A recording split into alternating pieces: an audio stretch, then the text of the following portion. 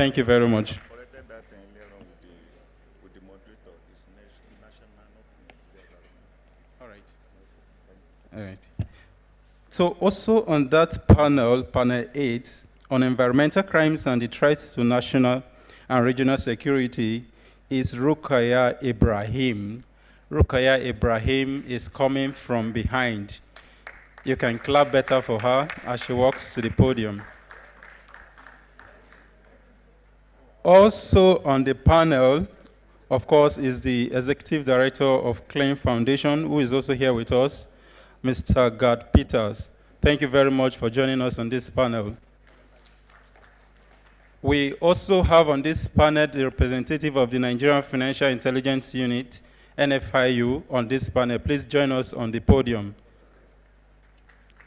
Also to join the panel is Dr. Feza. Kindly join us on the panel as we begin already. Thank you very much, Dr. Feza. And of course, the person who will be chairing this panel is none other than the person who has been spearheading the symposium since yesterday. Is no other person than Barrister Harun Hari Audu. If you clap for the panel chair, he will walk directly to his seat and take over. And of course, the paper presenter, I will allow the panel chair to invite the paper presenter even as she walks in. Thank you very much.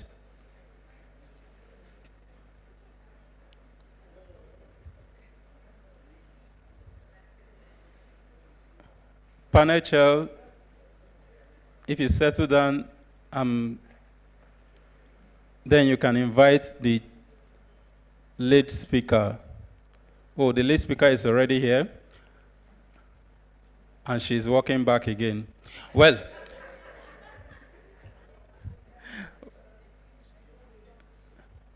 okay. Panel chair, you're the one we are waiting for. If you settle down, you invite the lead speaker. Yes, please.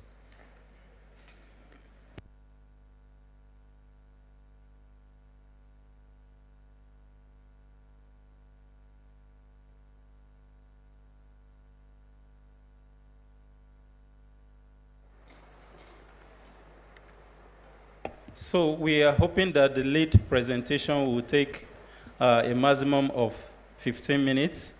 And then, of course, the panel session, we are hoping that the chair will help us take about 20 minutes for that section. So in 35 minutes, we should be done with this panel. The presenter, please. Okay, maybe the presenter starts. It's appropriate for me to once again welcome you back from lunch. As you can see, lunch has ensured that I've transited to this position, courtesy of you. We're glad that we could all make it back. I see like close to 70% of our audience is back. We thank you. And this, as you heard, this presentation is on environmental crimes and the threat to national and regional security. I'm going to straight away invite Professor E.C. Akpa to please utilize the next 15 minutes to share with us her thoughts. 15 minutes, ma. Your time starts now. Thank you. Thank you so much for the reduction in timing. I am not a long speaker, so it's in order. The topic has been declared, and I want to kick off with conceptual clarifications. The environment is this living surrounding of, I cannot see that far, yeah. Yeah, you'll be moving. I can't see that far. Yeah.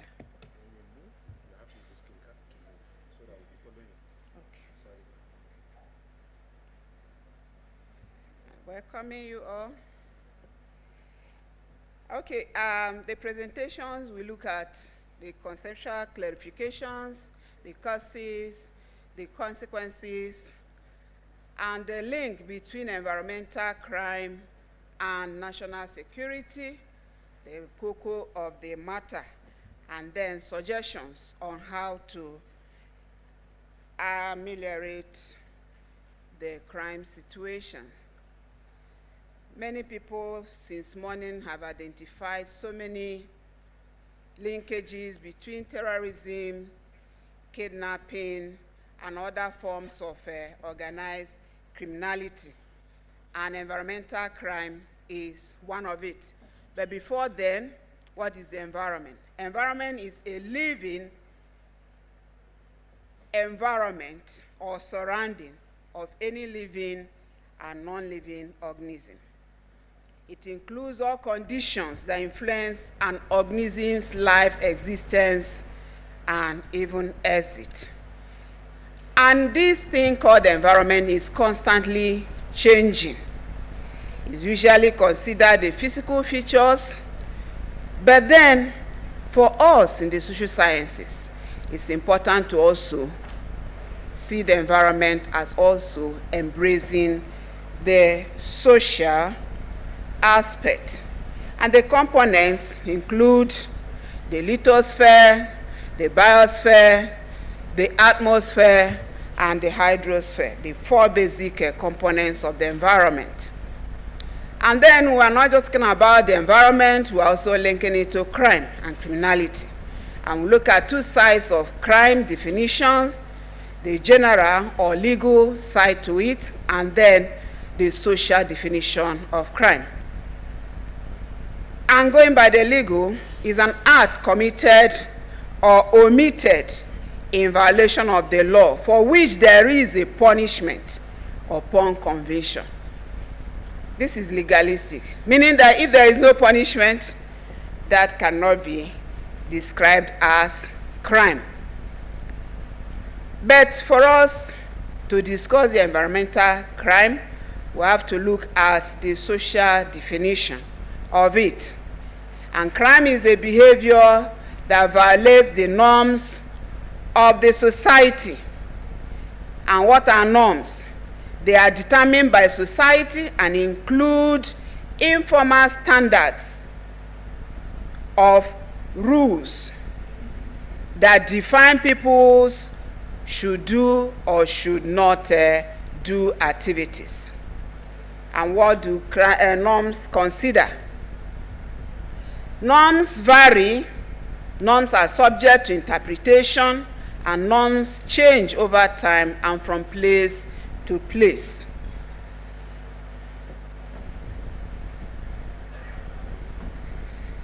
Okay, now environmental crimes.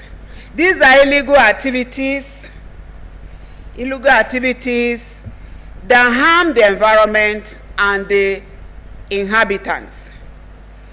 There is a difference between environmental crime and crimes in the environment. Every form of criminality happens within the environment. But it's not all these kinds of crimes that are called environmental crimes. These are the environmental crimes, the ones that harm the environment as well as the inhabitants of the environment. Environmental crimes involve violation of laws that protect the environment and wildlife within it. And typically, environmental crimes include the trafficking of resources in animals for profit. And this can come into crimes involving the environment. Everybody is engulfed by problems of climate change. And a lot of these environmental degradation factors of climate change emanate from the crimes that are called environmental crimes.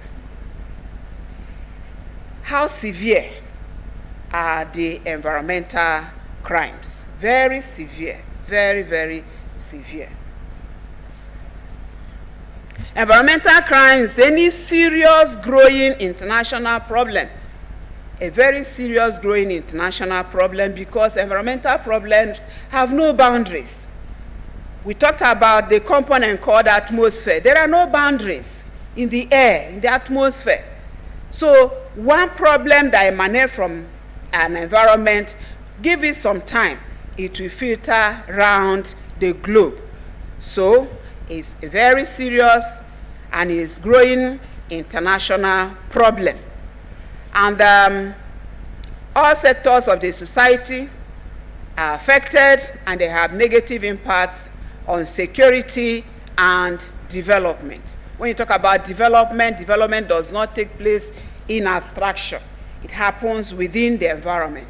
So when there is criminality in the environment, the security and development in the environment will surely be hurt. According to the program, or the UNEP, crimes of the environment are largest,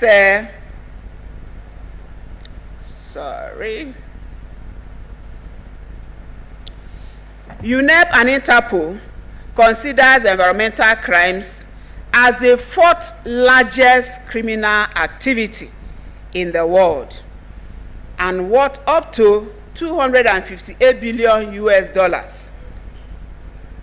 If you monetize these kinds of criminal activities, what we are losing from environmental crimes is worth $250 billion US, not naira.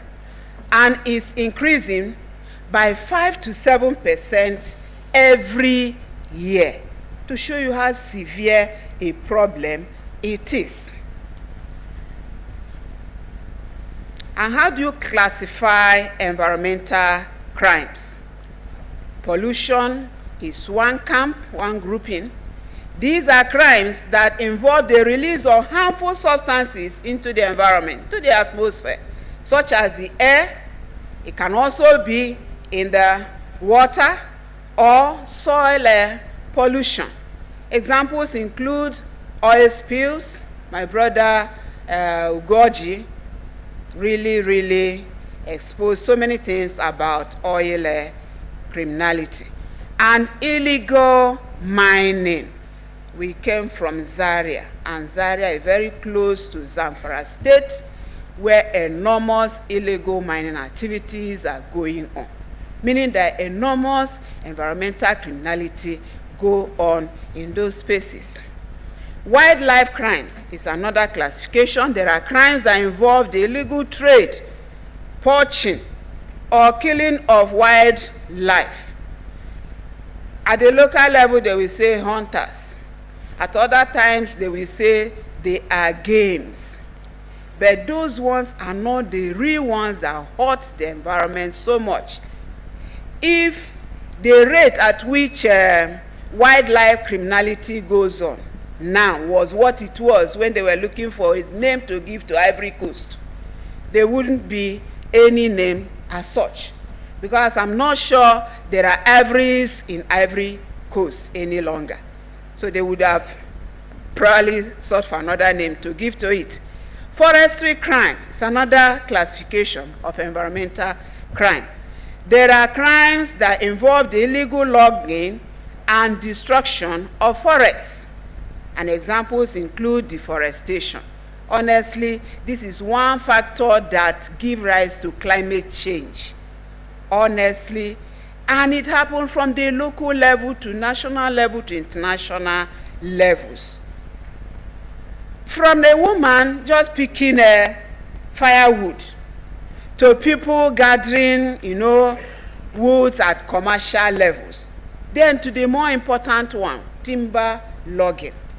People will just, in a question of 1 hour, a whole forest is cleared for profit maximization purpose.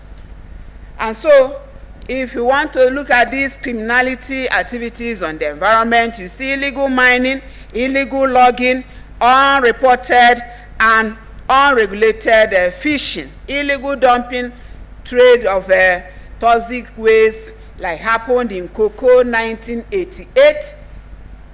Toxic waste was imported and dumped. Incidentally, nothing really was found when experts in radio activities went to measure the impact of whatever toxic chemicals are contained in the waste. My husband happened to be one of the experts that went to measure exactly what did the cocoa dump contain. But a lot have been going on. Nigerians, we can buy anything. We buy from there and dump anyhow. Those are illegal, criminal activities that go on.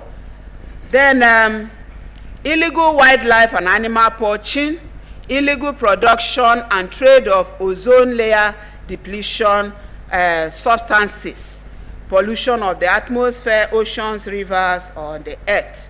These are all environmental criminal activities that go on, and they also go on in our own context. Then what are the consequences? When these things happen, how do they impact on us and on the environment? Health hazards. There are so many diseases that we never knew before. Some of our grandfathers, if they should wake up from their graves and see what is happening now, many will not understand what is corona. Some will not understand how come Ebola, and all of these. Even cancers, certain cancers as a result of health hazards that come out of environmental criminal activities that go on in the environment. Environmental catastrophe on the host communities. You saw pictures that Dr. was showing us when he was giving his, they talk about cleaning of Ogoni land. How far can you clean? This oil deposit has been deposited for years. How much of the evacuation, how much of the cleaning can you really do to really excavate and clean off all of those deposits? And these things generate. They said suits in Port Harcourt, that the effect of it is not yet felt now. When they come up, all of these are catastrophes, health challenges, hazards that environmental criminality emits on human beings. Destruction of the ecosystem, loss of national wealth. We are losing so much from oil theft. I don't want to be label you with that fact anymore. Then, national security. When you talk about it, or even national or regional, what do we talk about? It can be external security you are talking about. It can be internal security you're talking about. It can be individual safety. It can be societal security you're talking about. Economic security, civil protection, health security. All of this you can consider under what you call national security. I'm rushing through this because it's like many of the earlier you have 3 minutes. 3 minutes. I said I will get there before you even know it. So, impact of environmental criminality on national security. Environmental crime undermines the rule of law and governance. It involves corruption, counterfeiting, cybercrime, and other forms of organized crime that we have been drumming ourselves with since yesterday. It weakens the state's ability to provide security and justice for its citizens and erodes public trust and confidence. When they are here, panelists in the other sessions discussing, we're asking them, as a member or somebody from this ministry, what are you providing? They will go round and round and leave the problem where it is, and it continues to be what it is. Environmental crime fuels conflict and violence. Yes, all the conflicts that are going on in the northeast, northwest, and round about the country called Nigeria can be linked one way or the other. Is it a farmer-herder conflict? It has environmental criminality embedded in it. Is it the kidnappers? Is it the cattle rustlers and the rest of it? Environmental crimes affect the poor and vulnerable the most.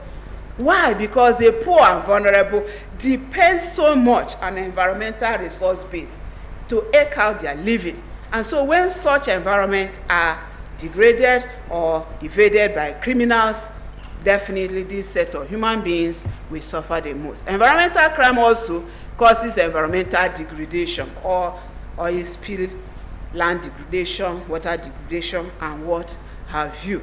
How do we combat this in Nigeria? It can be combated at the individual level.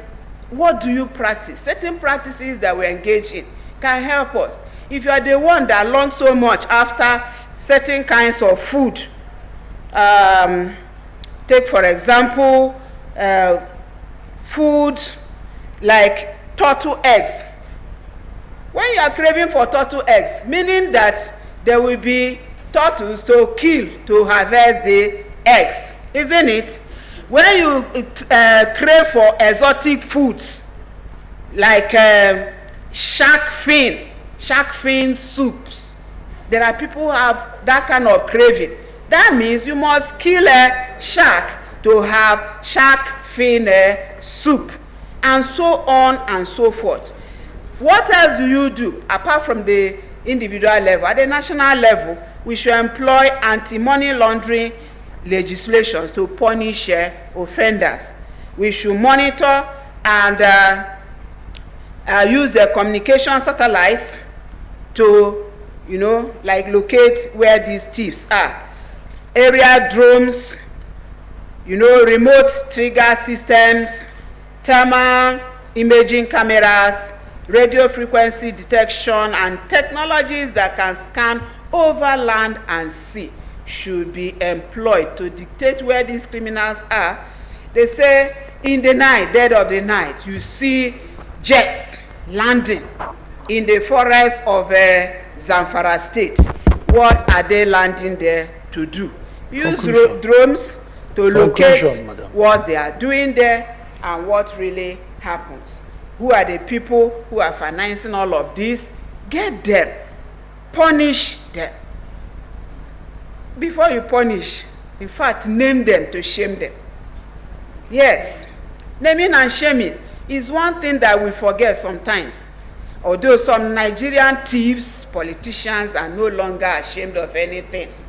But for some who still have little conscience, naming and shaming can be one way to deal with this. Secure finally. information networks that help dictate, dismantle the networks that benefit environmental crime. Your 3 minutes are up, madam. Thank you very much. I told you, I don't speak for long. Well, thank you very much. Thank you. Please give her a round of applause.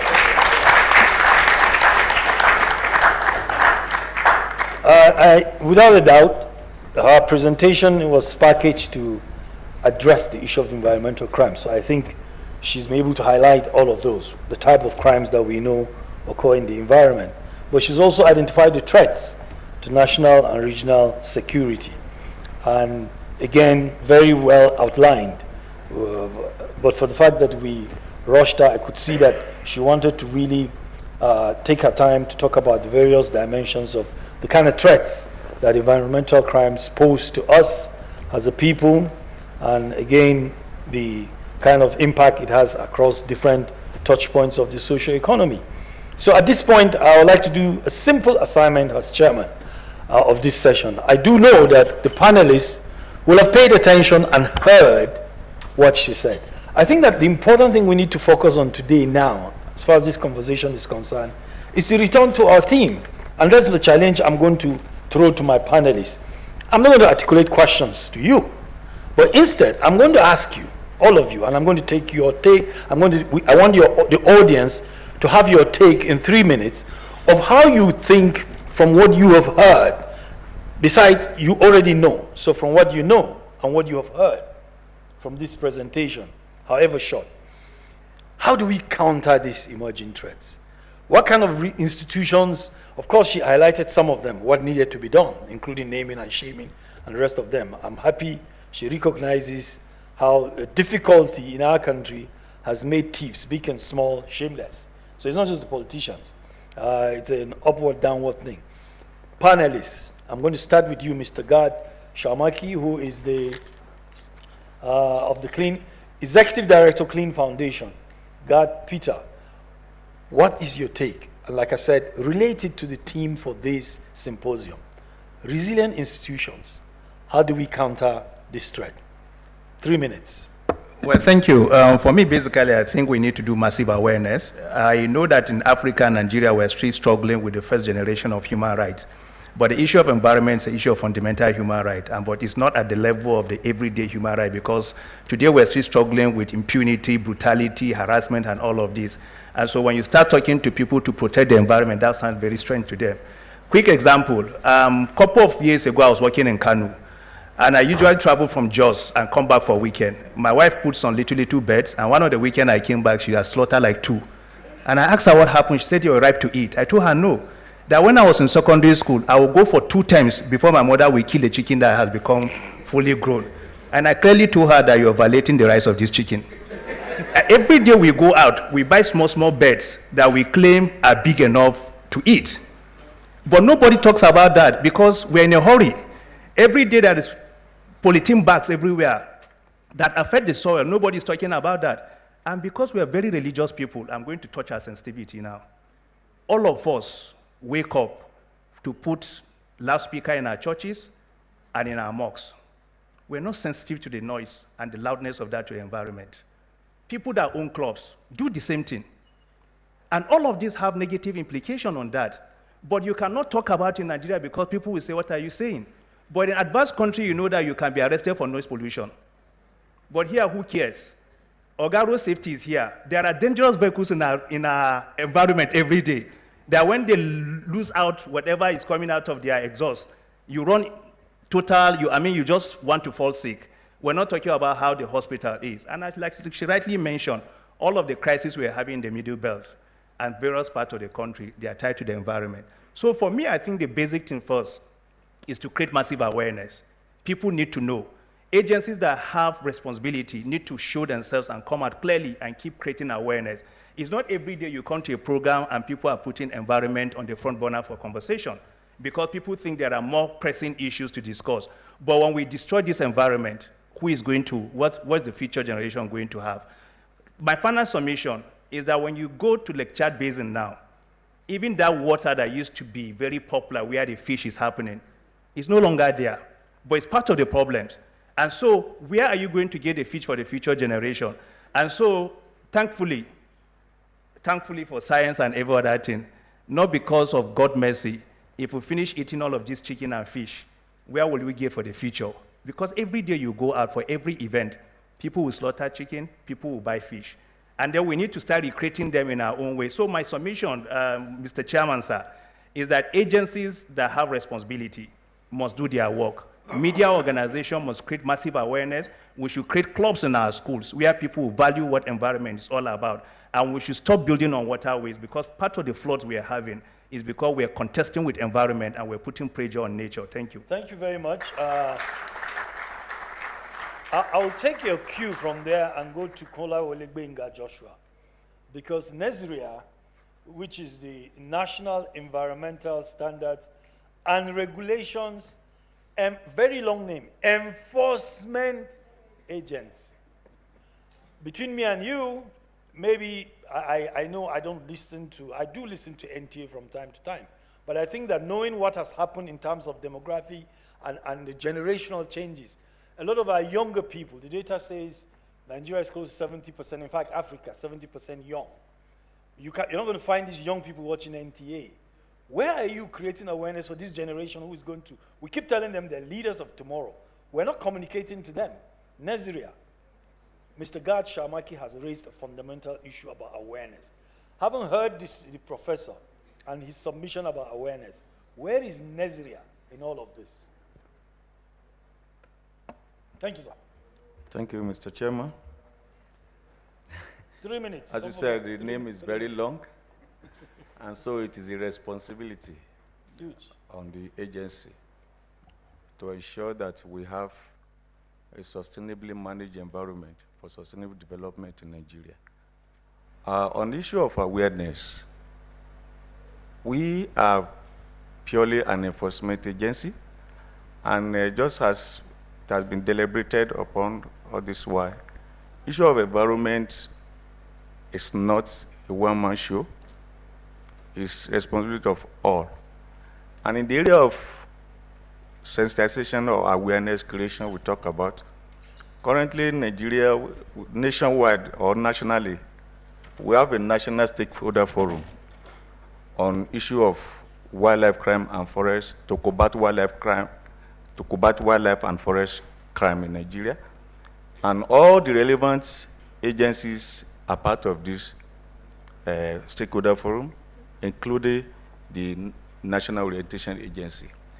And National Orientation Agency has been the one taking the lead in this area of awareness creation. Two, the agency from the private, from its own angle, partnering with other non-governmental organizations. We partner with WIDAID, and the WIDAID, their basic work on environmental issues in Nigeria is to create awareness.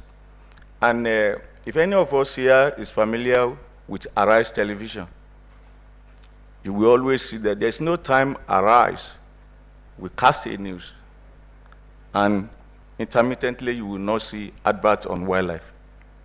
So this is born to the partnership between the agency, Ministry of Environment, NESRA, and WIDAID. So that is in that area of sensitization. We collaborate to carry out that, because as an agency, fine, we are agency on environment, but the paucity of fund is there. And so there is a limit that we can go in that line. And therefore, that's why we partner. And National Orientation Agency has been taking it, as I said. There is even a document that was launched last year, 2022, at the Ministry of Justice in the Attorney General's office last year, called National Strategy to Combat Wildlife and Forest Crime in Nigeria, sponsored by UNODC from the beginning to the end. And so all these agencies, so in the implementation of that strategy is the National Orientation Agency that is taking lead in that regard. So. Thank you very much. I will stop you at this point. I think I probably will come back to you, because I hear you, but there are certain gaps that I think you should begin to consider. So I just mentioned the data about the demographic composition of our continent, and even so Nigeria, because of our size. If Africa is a young continent and Nigeria is the most populous black nation, then you should know that you have young people that need to connect with whatever is the vision for combating the type of environmental crimes we're seeing. And if you're an enforcement agency, that's even more, the responsibility is even bigger. And I'll give you a hint. I think that going forward, NESRA must be present in every NYC camp in this country, so that there is some sort of sensitization occurring with our young people about what you're doing. I usually will give this consultancy for a pay, but I'm giving it to you for free. Thank you very much. Let me move on to Rukaya. Rukaya, you are the CEO iFocus. Rukaya Ibrahim, you have heard this conversation. You've had the presentation and some of the interventions by Clean Foundation and NESRA. What are your thoughts in regards to how institutions can be better strengthened? Okay, good afternoon, everyone. And perhaps you should name some of the institutions. Thank you. Okay. But before I start, I would like to give a background of who I am so that you appreciate where I'm coming from. Before being the MD of iFocus, I was with the EFCC for over 15 years and also was seconded to the Office of the National Security Advisor for a number of years as well. So I've been honored to have a good grasp of both from the financial aspect of it when it comes to investigation of financial crimes, and the security implication of it when it comes to national security, regional issues, border issues, and things like that. So I'll do my best within 3 minutes. It's not enough, but you're a lady, I'll give you 4. Thank you. So to go with the theme of this, I would want to start by commending the law enforcement of this country. I've had the privilege of working with some of the best detectives and officers in Nigeria. Seriously, we don't give ourselves enough credit when it comes to that. My view is we have issues with implementation. Nigeria knows what her problems are. We will be able to identify it. We have some of the best laws. You find foreign countries coming to learn from Nigeria to take some of our laws to go and implement in their own countries or draft their own countries and things like that. We're very good with creating committees to address our issues. We know what our problems are. We know how to solve our problems. The majority of our problems stems from us actually doing something about it. Now, where law enforcement is concerned and where particularly environmental crime, it's one of those unique crimes that you will find almost every other crime involved. You will find illegal smuggling of human beings, human trafficking, I'm sorry. You will find, when it comes to illegal oil bunkering, because you have, our borders are very porous, you have issues of small arms, trafficking of small arms and movement of people. We have people moving in from countries because Nigeria is a transit point, particularly for ivory and pangolin and things like that. We're a transit point, and every other, when you're committing an environmental crime, you'll find that just about every other crime that is an organized crime can be committed within that line. So what do we do about it? If you ask my opinion, I would say the National Security Advisor is a very good structure to have a fusion center. Intelligence. While I was an investigator, some of the best cases I've had success with, both in terms of investigation all the way to prosecution, are cases that have had very good collaboration with every other law enforcement, including civilians. You can't underestimate the amount of information that you get from civilians. We ignore that sometimes, and I think that's one of our undoings. So you have a situation where law enforcement, as much as I love you, we don't like to share. Everybody, I don't know if it's a trust issue, but we tend to just like to keep things to ourselves. But you have a fusion center where everybody keys in. You have the civil society keying in, submitting intelligence, but you have analysts that will analyze the information, and because you're using NSC, for example, as a structure, I'm just giving an example, as a structure, or the manager of that fusion center, everybody comes in and takes whatever intelligence is relevant to it, and you disseminate it to the relevant agency. So that's one area. But I must say that we can't make any progress because the best person you can invest in is the citizen. We can create all the laws, we can spend so much money on technology. It's still human beings, we Nigerians, that will have to do the work, but we don't do it. Whether it's out of the fact that crime pays and there's very little, I would say, consequence. The consequences are never enough. And we have to understand, particularly I'll go back to some of the speakers who mentioned strategy as part of the things that we need to do as Nigerians. We have to understand that there are certain cases where prosecution might be the best strategy to employ, but we also have to come back to the Nigerian problem whereby prosecution is not always the answer. It's tedious, it takes forever. There's a lot of money. If you're, for example, if you're going to prosecute, let's say, a PEP now, who has a lot of resources, he will frustrate that case for 20 years. So what have you done at the end of the day? Yeah. You might realize that what you have even investigated him for, the government would have spent money investigating and prosecuting him in that manner. And he might end up being let off at the end of the day. So we can look at the issue of security as something that everybody must key in. It's not enough to just say, oh, it's a law enforcement problem or it's an NSA issue. No, the structures are there. We already have them. We don't have issues with technology. We don't have issues with capability. Like I said, we have some of the best capable law enforcement agents. So that's not our problem at the end of the day. Thank you, Rukaya. Yeah. I think she deserves a round of applause. For me, three things stand out, and we need to chew it over, especially some of the institutions represented here. Collaboration. Collaboration is very important, but also citizen engagement. Often the institutions are not engaging the citizens, which is why in Nigeria, when I made the point about this huge demographic waiting for you to key into the activities you do, NYSC is, we're turning out how many hundreds of thousands of graduates every year? We need to be in the mix of what they are hearing about environmental crimes, keeping the environment, protecting it, because we're all looking for sustainability. And I hear collaboration as a key thing. There are too many territorial fights, no two ways about it. I'm a lawyer. I was just sharing with some officers outside. I teach an occasional course at the Police Staff College every year. And I get to talk with assistant commissioners and deputy commissioners, and I tell them, I've heard this interagency rivalry that's needless and pointless. So the idea about a fusion center makes a lot of sense. And rapporteurs, I hope you're taking notes. When Umar is going to be talking to the media, these are some of the things you need to really bring up so the world knows that we are not lacking in laws. As a lawyer, I've told the world, I don't think our laws are that bad. People talk about amending the Constitution. For crying out loud, let's even faithfully implement the one that we have. That's what we need to do. So thank you very much, Rukaya. As always, ladies are the best. My mother is a lady. My mother is a lady. Thank you. I have a sociologist with us, and I would like to turn to him, Dr. Kamoruddin Adegboyega, Department of Sociology, Ahmadu Bello University, Zaria. Thank you for coming from my hometown. Thank you, sir. I want to hear your thoughts as a sociologist. I haven't heard all that you said.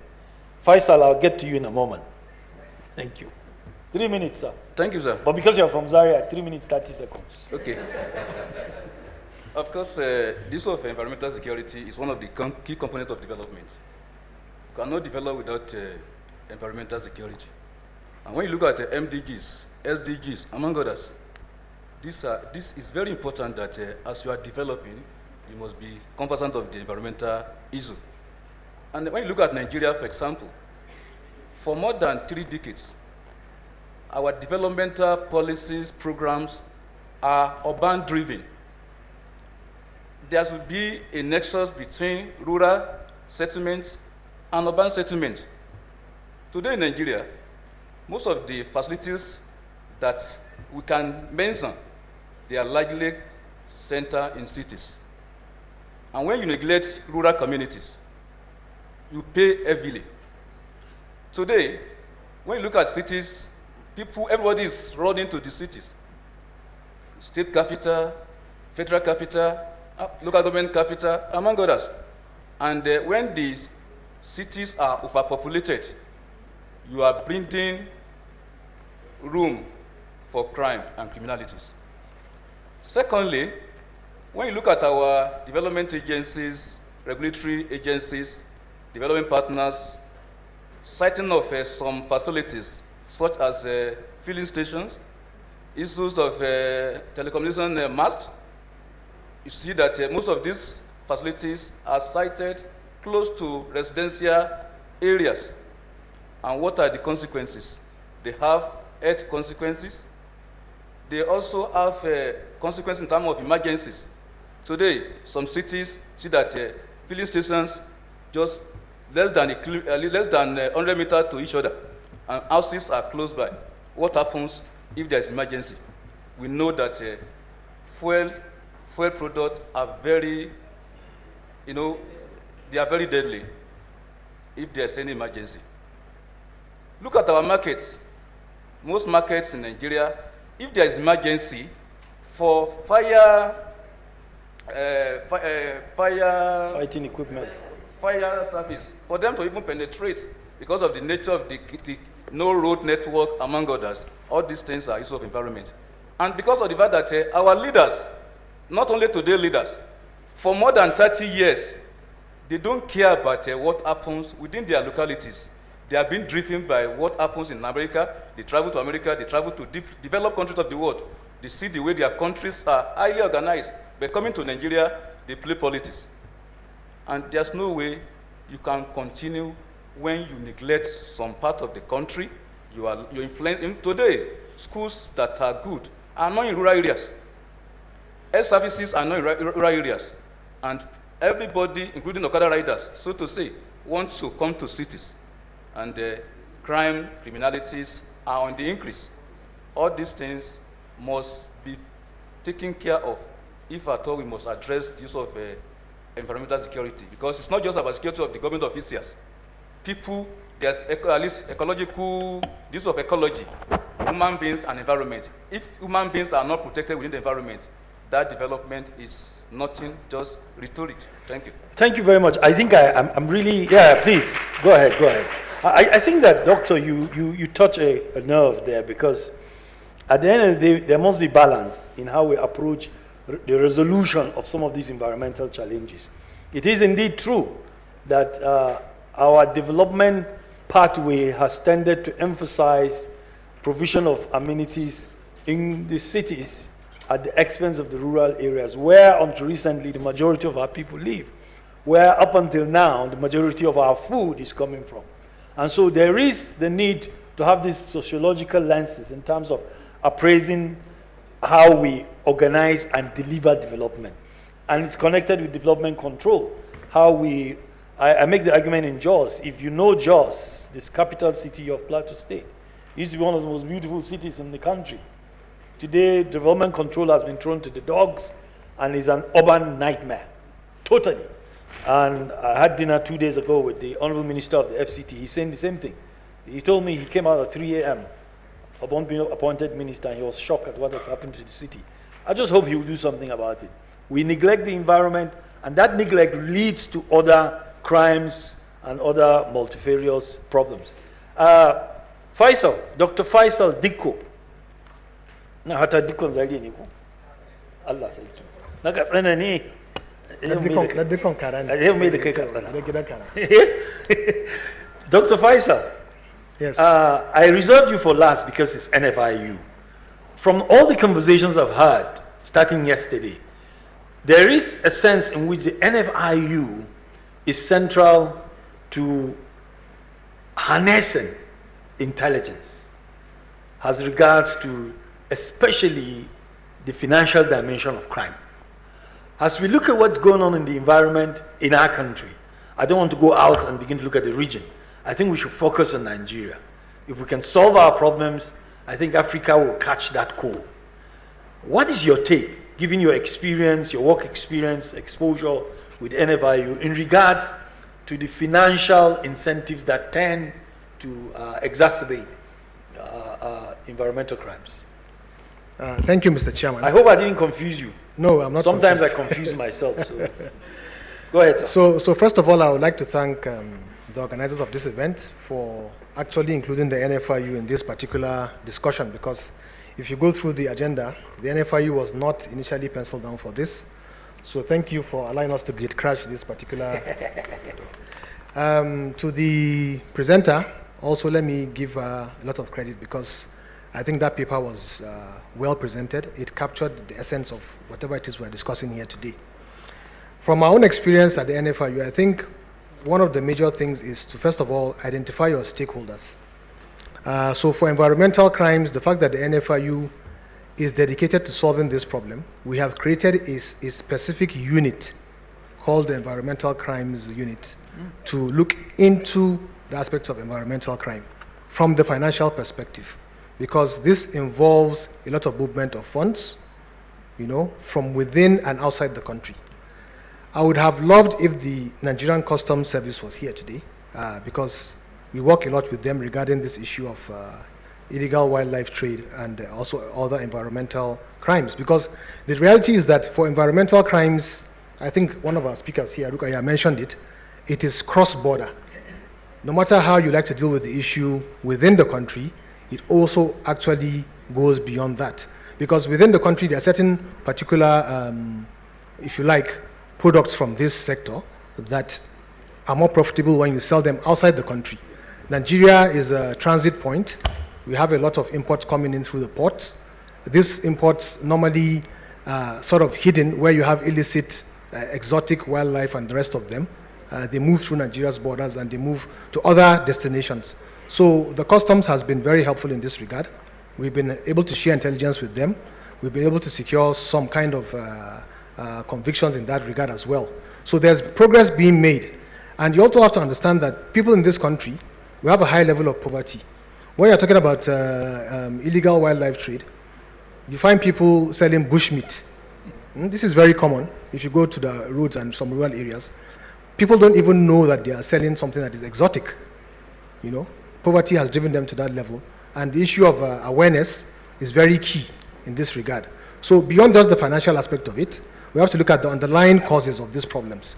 A lot of it has to do with poverty, lack of awareness. So maybe we can also consider, since the youth corps are here, somebody mentioned a program within the NYSC.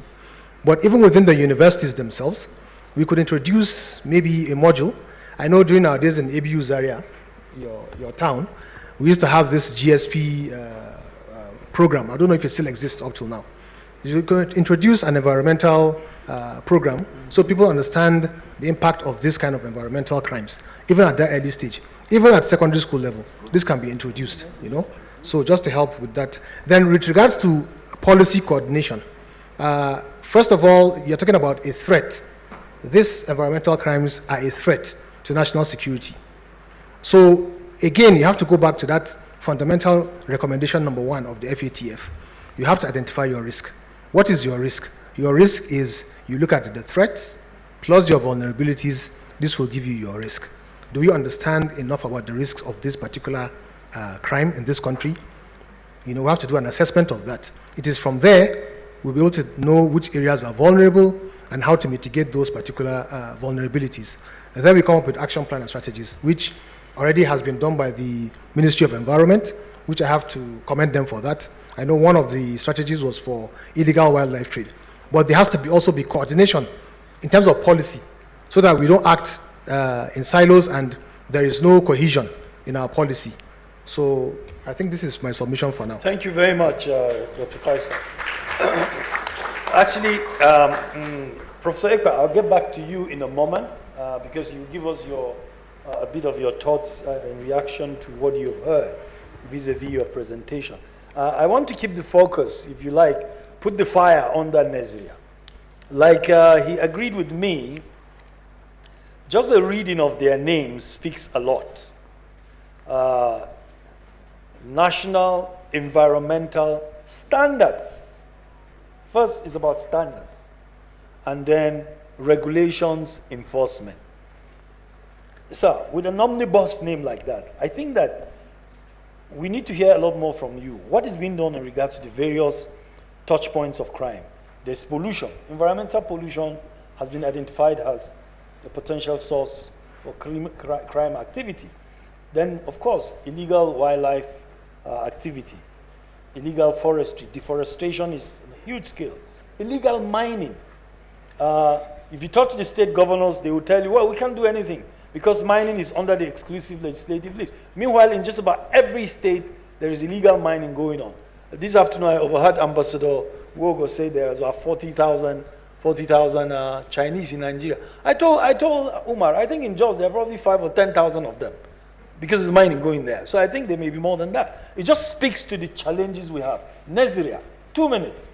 We want to hear from you. What are you doing in regards to that? 2 minutes, sir. I'm glad that you come back to me, Mr. Chairman. Yeah, I wanted to come back. Because I've actually not been able to speak on our role, but rather I went straight to the question you asked earlier on about the awareness.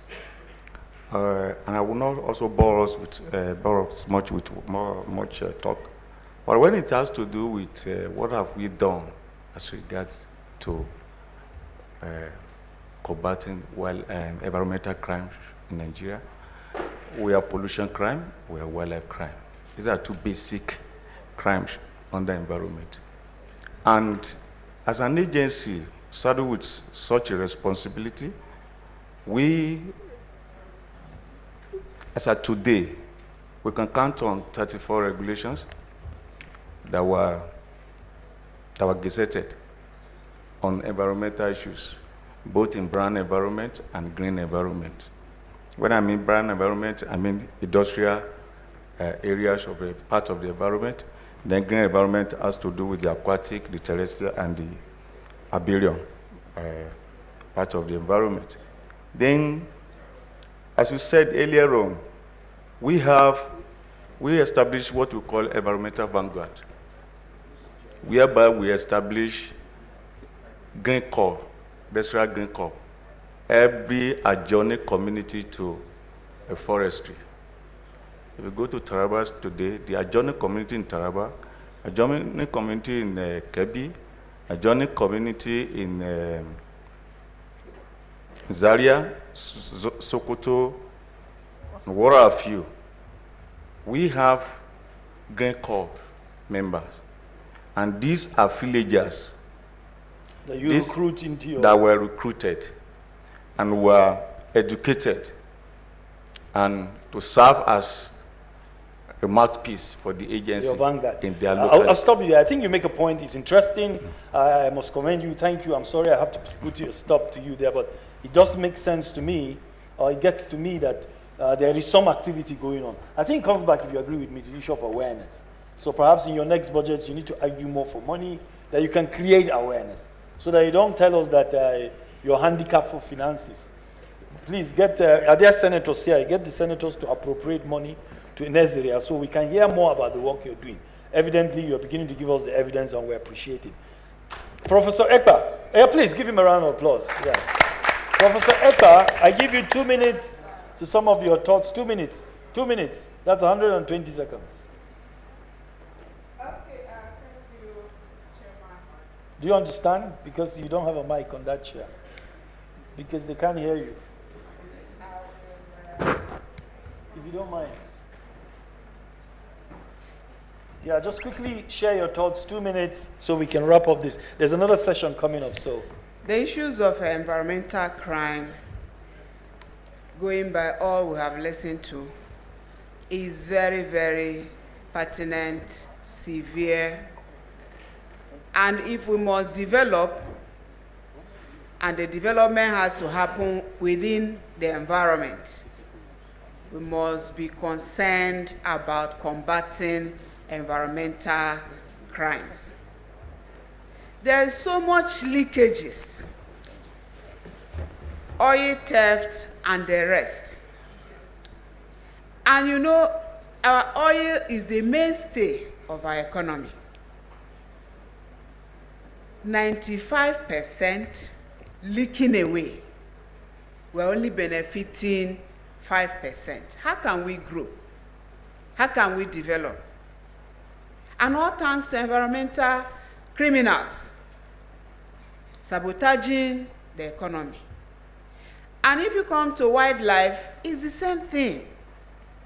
Our forests, yes, they are recruiting young people to green the environment. One thing is to plant a tree, but the other is to nurture it to grow. And what kind of tree are you planting? Are you planting the tree that human beings will be interested in nurturing to grow? Or are you planting the trees that you come tomorrow to lumber and steal away? So these are issues. It will still come back to our government. What are we doing? Political will to do what is right. Everywhere we go to, we have issues. We understand the problems. We even know the solutions to the problems that we have as a nation. On that note, I agree with you. I agree with you. How do we go about, who will Thank bear you, the thank you. cost? Thank you very much, Professor Ekpa. You do make a point. I think that as a people, we don't need to, we don't have to, okay, yes, Professor Akpa. I think the E I see in your name confuses me. Professor Akpa. I think that we need to not lie to ourselves. We know our problems. We know the solutions. We just need to be frank about the fact that the bold steps needed to combat all kinds of organized crime need to be done. Somebody used the term transparently and honestly. There's no transparency, there's no honesty.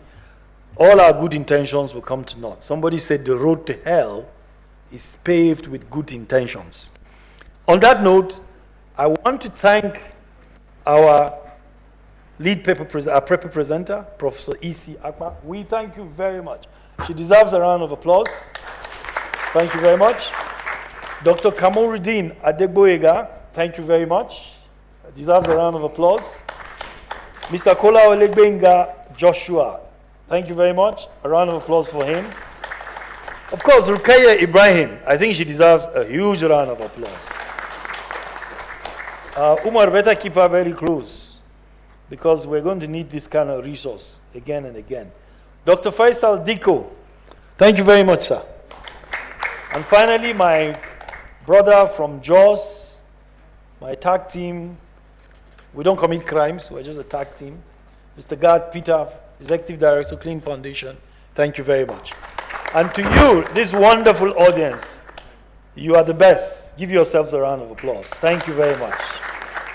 Thank you. All right. And we can keep the cups going for the panel 8, actually. Let's put our hands together for the panel. And before we invite the last panel for the day, I would like to quickly take a presentation we skipped in the morning. And it's going to be presented by the Executive Director of the Center for Journalism, Innovation and Development. It's actually a presentation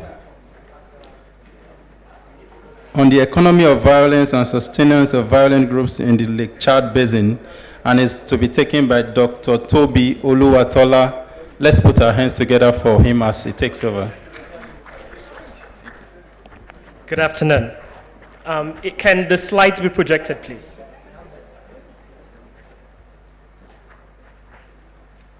Good afternoon. Okay.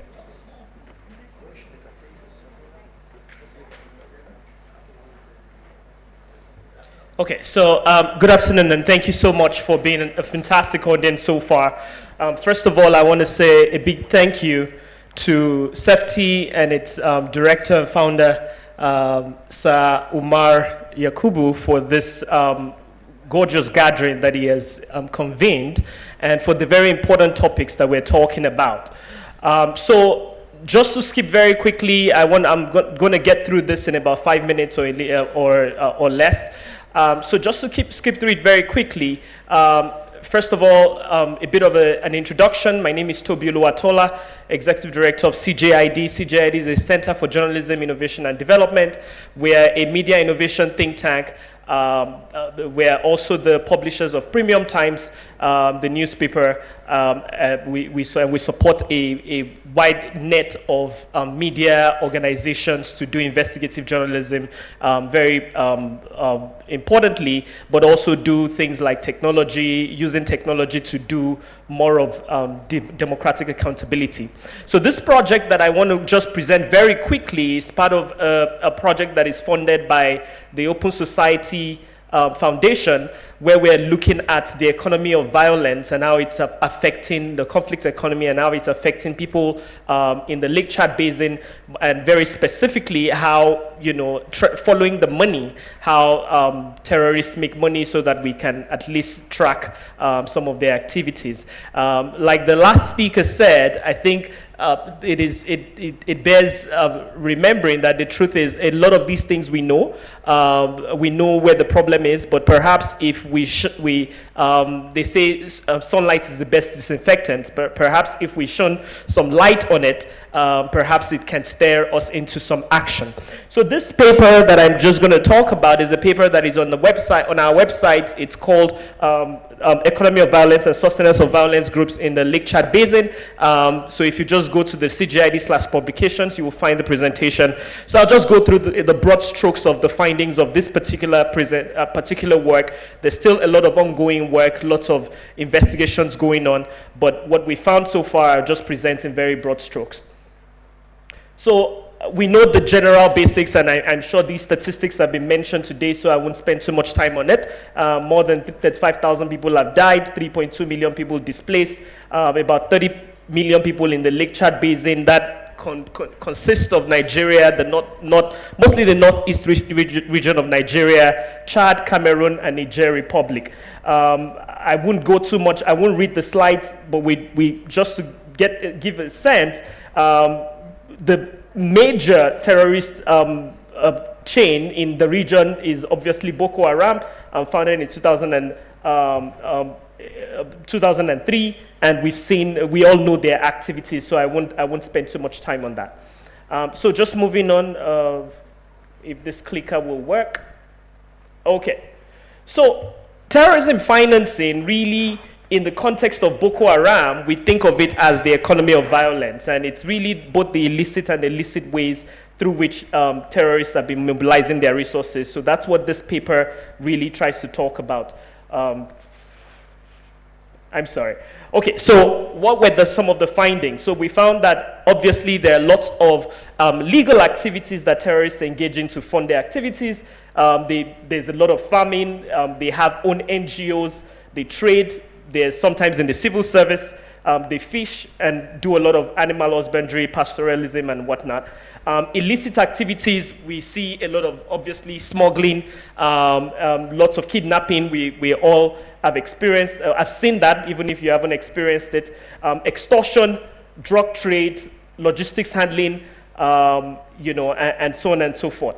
And then the two activities sort of interact, and there's a very interesting story that is published on the Premium Times called "The Merchants of Terror." And if you want to get into the details of some of these activities, you will find it. It's a 3-part series. You'll find some of the very nitty-gritty details of how terrorists do these activities and how their activities interact with locals, and how locals have adapted to it.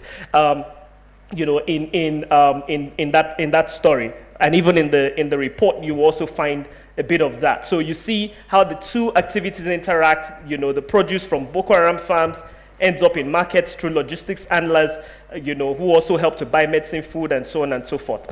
And the situation is corruption is really rampant among state actors. I don't need to tell us that, but I think that's what's really undermining the illicit trading and making it difficult for communities to resist and to be resilient against the activities of terrorists. Say terrorists come and buy something from you, or you do trade with, and you go report it to the police. You may end up getting arrested because the police is also complicit. So that makes resilience quite difficult, and even people talking quite difficult.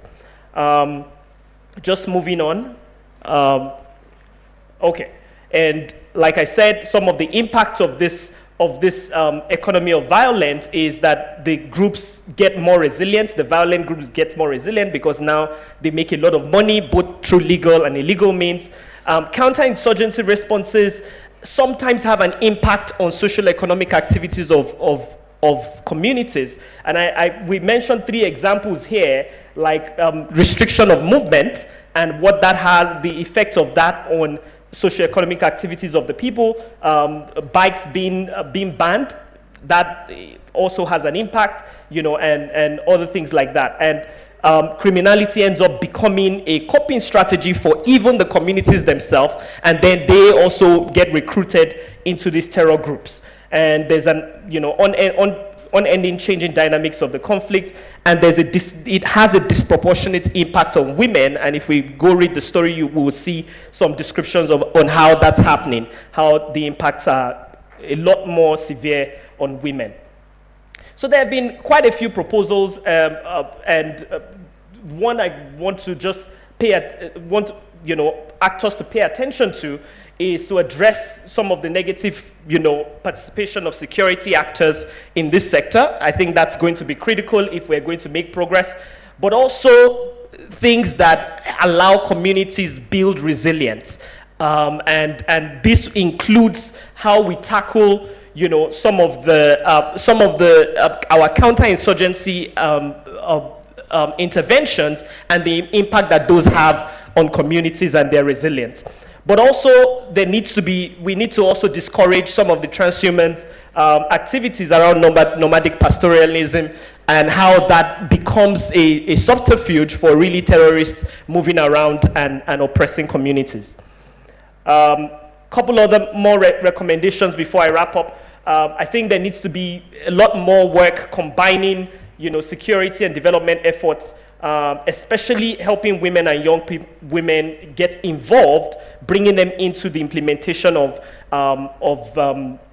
medium-term and long-term interventions in the region. And then state actors need better equipment and improved remuneration, reward, and welfare packages in order to be a little more resilient against the recruitment of violent groups. Because in the end, even state actors who don't want to be complicit, it's essentially a lead or silver argument that they're presented with, and oftentimes because they don't make a lot of money, they end up just taking silver rather than lead. So yeah, I'm going to stop there. Thank you very much for the opportunity again.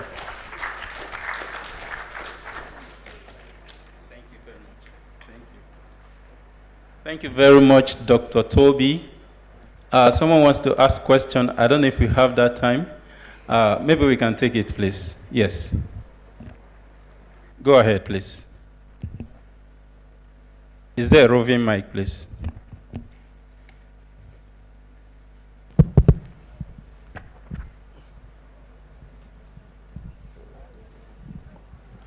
Just a quick observation from me. Ibrahim Disse from the NFIU. The narrative about complicity of law enforcement agencies, we may need to possibly reconstruct that, especially as it relates to the Northeast Theater Command, where the military is most active. What is common that we have seen, both what is made public and what is within the agencies, is that there are incidences of reprisal attacks on communities based on their cooperation with security agencies. It is not rising from the security agencies ratting out informants from the communities. We may need to work on that narrative, since these publications are meant for public consumption, not just domestically, but internationally. Absolutely, absolutely. We have no intention of painting ourselves black. It's really just to make sure that we get the facts. So yes, we are very happy to have the researcher come talk to some of those posts to get a little bit more insight into those nuances. So thank you very much for that point. Yes, thank you very much. You can clap. And to the last panel, which we are calling the panelists right away, is going to be chaired by Dr. M.B. Abubakar, represented by Dr. Shuaibi Mohammed. Please come take your seats, please. Panelists include a representative of the Nigerian Drug Law Enforcement Agency. Do we have a representative here, please? Yes, please come. Thank you. Also, representative of NAFDAC, National Agency for Food and Drug Administration and Control. Do we have a representative here? All right. Please come. We also have representative of the Nigerian Financial Intelligence Unit, NFIU, on this panel. Please come. If you clap for them, they will come faster. Also on this panel is an academic, Dr. Mohammed H. Suleiman. Thank you very much as you come. And of course, we are supposed to have the Center for Democracy and Development on this panel. And the panel presenter, and of course the paper is Drug Crimes, Production, Transmission and Use of Drugs and Narcotic Substances within the West African Sub-Region, Organized Criminal Network at Work, and is to be presented by Dr. Adegboyega Kamaladin. Let's put our hands together for Doc, the chair.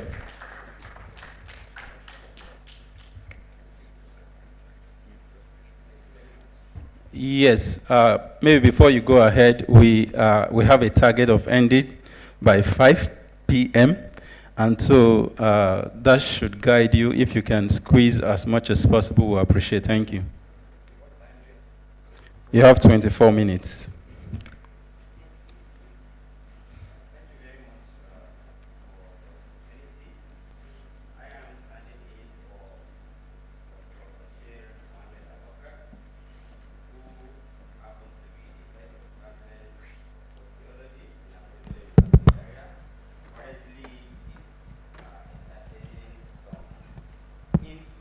NUC for accreditation.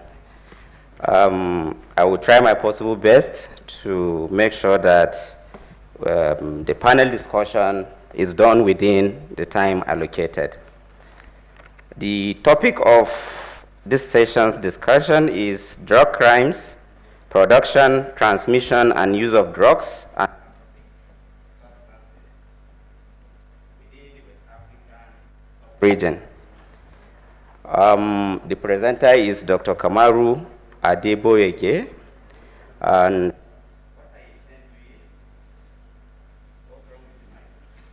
okay, it's okay.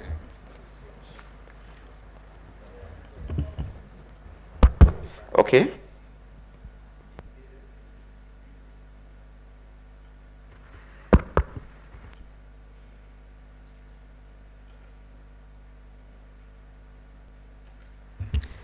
Okay. What I intend doing is to take a leap from one of the MCs who claimed to be democratic, but later became autocratic. But I will try to be as democratic as possible. Dr. Kamaru, I will give you 12 minutes to make your presentation. How many minutes? 12. Make it 10. Okay, 10 minutes. Thank you very much. Thereafter, the panelists will have 3 minutes. Is that okay? Now, I will be liberal in the sense that I will urge you to apply one of the principles of rule of law that's been constitutional, that's entrenching constitutionalism, that's abiding by the laid down rules and regulations. Dr. Kamaru, you have the podium. Thank you. Thank you, sir. First of all, I want to appreciate the opportunity to be here. May Almighty God continue to bless the organizers of this program. Though the topic, organized crime generally, and West Africa, the takeoff point is to look at West African sub-region and the geography of crime. This is a sub-region that provides opportunities, advantages for crimes and criminalities to occur in large scale, simply because poor leadership, poor governance, leaders that are not ready to promote democratic ethos, among others. And it's a sub-region where unemployment, poverty, inequality, conflict, violence, among others, operate in large scale. Coming to the issue of drug crimes, which is one of the organized crimes you can think of. This is a crime that is not just being perpetrated by ordinary persons. It's a crime that is common among the high-profile individuals. And the members are very clever. They recruit their groups from politics, from the political institution, from the military, from judiciary, from the economic elite, such that they can perpetuate their interests. And if there's any problem, they know where they can go to for them to sustain themselves. And again, they make sure that they have enough money to sustain their interests, and the interests they always pursue lasts for more than a year. Look at the case of terrorism in Nigeria, Boko Haram. As far back as 2001, Boko Haram becomes issue, and up to today, we are yet to fight Boko Haram properly. The same thing about a drug crime, that more than 3 decades, this of drug issue is yet to be addressed in Nigeria. Why? Because the members are very clever. They have their members in National Assembly, among the ministers, in the military, paramilitary, police, among others. It's not just crime that is common among less privileged, not among the students, not among the unemployed. So it is highly organized. They have structure, they have layers, which may not be known to outsiders, among others. And then when you look at different forms of drug crime, some of them will occur naturally, just like this of marijuana. Marijuana is just like a plant, at least when you plant it, it comes out just like the way we cultivate vegetables, among others. Some are produced from natural substances, at least to form substances, just like heroin, cocaine, and some in form of synthetic, and they become drugs that are being prescribed, and they consume more than what is being prescribed by experts. All these things are issues of drug crime. And there are different routes. Looking at Africa, West Africa is at least one of the largest sub-regions in the African continent. They have at least the routes are largely three, or at least we have three major routes where illicit drugs come in, go out, not only within the region to other countries of the world, among others. We have Atlantic coast up that covers Guinea-Bissau, Guinea, Senegal, among others. We also have Sahel up, comprising Mali, Algeria, Niger, Libya, Mauritania, among others. And the last one is the Gulf of the Guinea, where Nigeria belongs to. Niger Delta, Ghana, Nigeria, and some other key countries within the region also operate within that context. And then, how do we find ourselves in this mess of drug? Because when you have states comprising different institutions, and we have here a lot of issues about weak states, the state that is moving towards failure. And then what are the parameters? What are the, these are states that are not ready to make things easier for the citizens, including Nigeria as a country. The security is just security of the state, of the lawmakers, of the executive members of the country, of the governors, senators, not for ordinary persons like you and I. So on that basis, you are creating room for other crises to occur. And when there are gaps, people look at the gaps, they fit into it, and they continue to sustain themselves within that parameter of illegality. And what are the patterns of drugs, of drug crimes in West Africa? As far back as early 70s, people started cultivating some drugs, some illicit drugs, planting and selling, and they are serving some system manufacturing, pharmaceutical industry. And suddenly, they began to export some of their product to other countries of the world, and it becomes source of livelihood.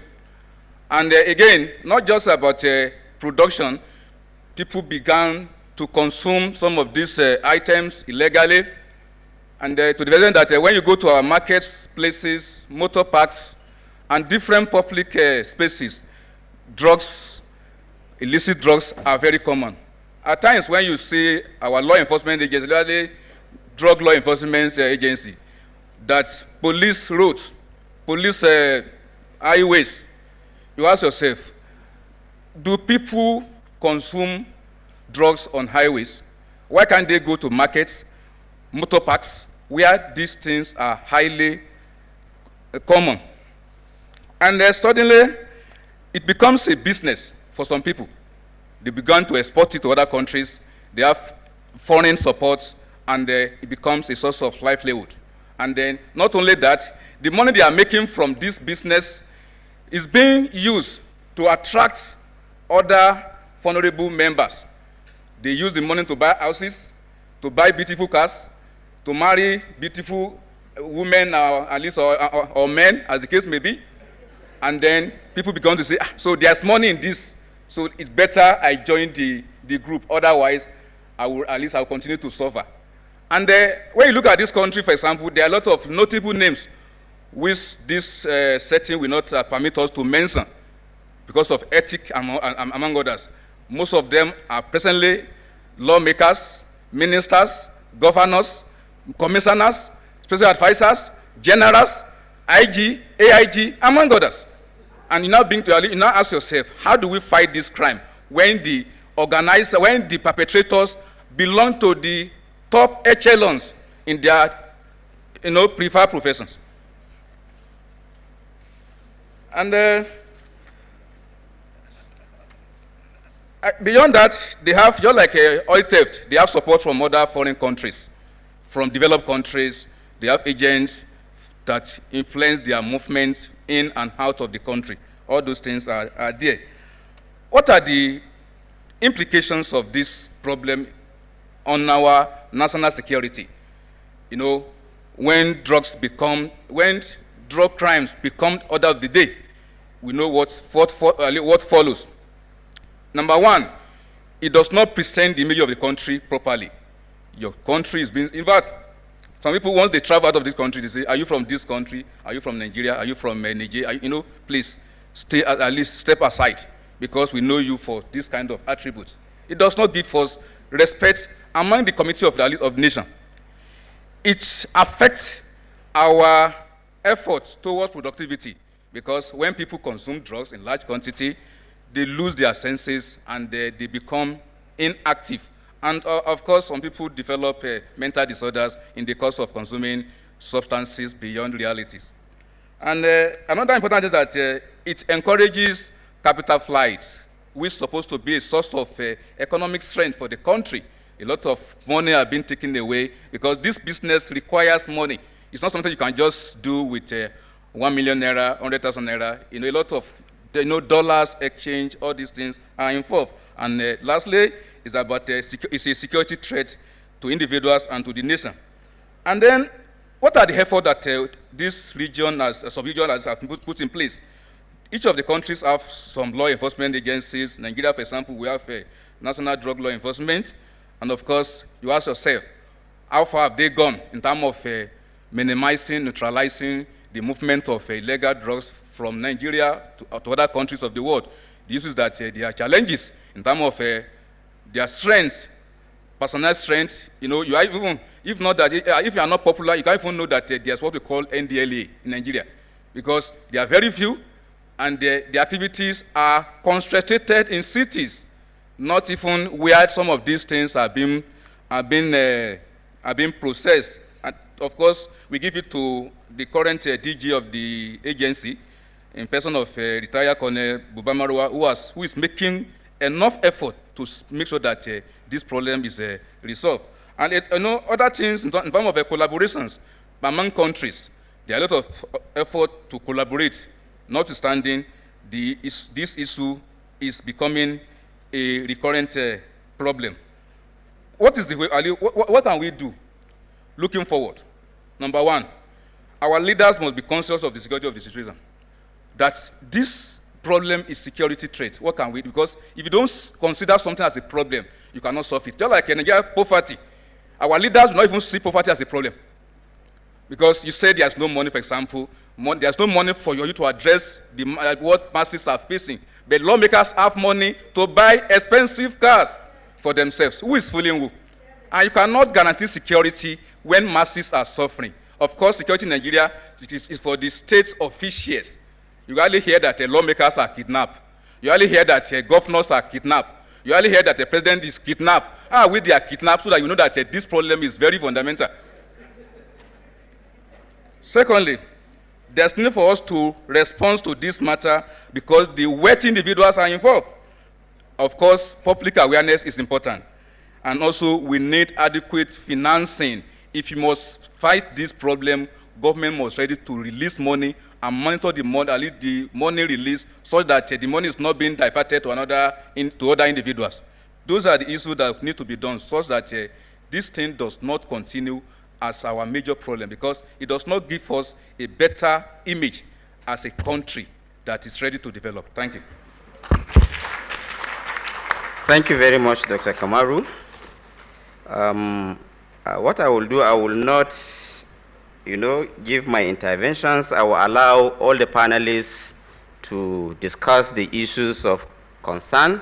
Then later on, I will summarize their discussions. Dr. Kamaru made mention of certain regional efforts in tackling drug crimes and how to deal with organized crime. I would like to call on Mohammed Koko Ibrahim, who is a retired commander of narcotics, NAFDAC. NDLEA. The major mandate of NDLEA is to, design policies in order to curtail issues of illicit drugs, transportation, production, in terms of policies. What can you say about this? How do we tackle issues of organized crime that have to do with drugs, illicit drugs. Thank you very much, Mr. Chairman, and thank you, the presenter. My name is Mohammed Kaka Jibrin, MNI, a retired commandant of narcotics, NDLEA. The presenter did his best to present what is on ground in NDLEA, but that is from a sociological point of view. Being a sociologist, I think I appreciate that so much. But I'll be very practical on what you have on ground. NDLEA, like you said, I should approach it from policy angle. It's an establishment meant to tackle the issue of narcotics, drugs, and psychotropic substances. Established in 1990, although it came on stream in 1989, but start fully, practically, in 1990, as a result of United Nations conventions, where it was observed that member nations without any stringent laws on drugs are becoming source of drug traffickers, drug transit around the country, particularly African countries, and in particular within Africa, Nigeria, because of our population. Nigeria was largely a transit country for drugs. We don't produce cocaine, we don't produce heroin. Even at that time, 1960s, cannabis, the one you call hemp, don't call it Indian hemp, it is hemp. India say we should not add their name to it. The one you know as hemp, Igbo, Bana, Stone, was just about 20 years old in the country then.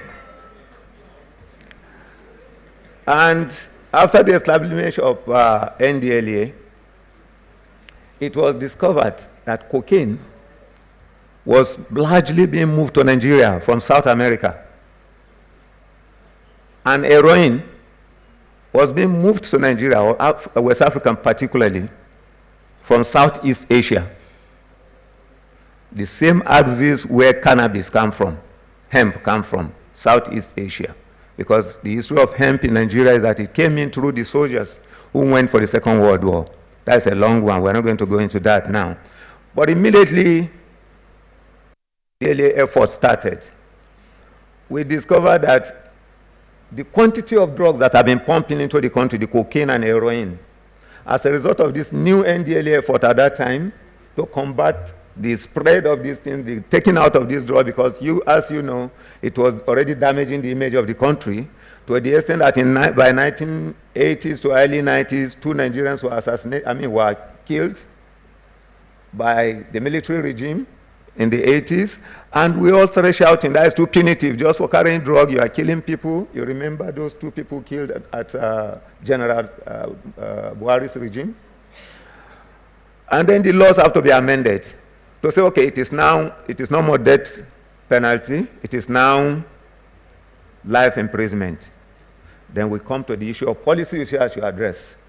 Life imprisonment, how long shall the person stay in jail? And we say life imprisonment is between 15 to 25 years. But what we find in court, you see in the papers every day, NDLEA intercept 1 billion worth of drugs at the airport. But when such cases get to court, life imprisonment, the law said. But the judge will use his discretion to give somebody who is moving an item of about 20 billion, 10 billion, is giving him a fine of either 200,000 or 6 months in jail. Who will not pay that?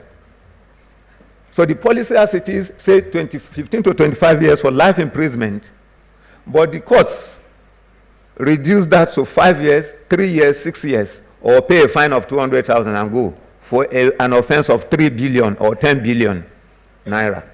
So we're having problem on the area of legislation, we're having problem on the area of legal aspect, the area of courts. But of course, when such people come back to the society immediately again, the blame goes to NDLEA. Since somebody they arrested yesterday, they have released him to come back, they have collected money. No, it was beyond the NDLEA. The moment you have prosecuted somebody, you have done your investigation, you have taken somebody to court, it's no more within your powers to determine how long he will stay in prison. It is the judge. So most of the people you see, after getting to court, they come back home immediately. It's not NDLEA's fault. That is on the policy angle you say I should speak on. I scribble a paper to you to say, I will be practical, give me 2 more minutes. Just 2. One more minute. 1 minute, thank you. The practical aspect of the drugs we are suffering today is that drug and drug abuse has gone beyond what you and I know as cocaine, heroin, and wee-wee. It is no more Indian hemp. It is all of us here. Drug is available where you are sitting. Drug is available where I'm sitting. The chairman is sitting on drug. He's wearing drugs. He's talking drugs to his mic. Today, if you're an elderly man in your house, be careful when you are shaving your hair. That gray hair you shave is drug. And the children are packing it to inhale it and become intoxicated.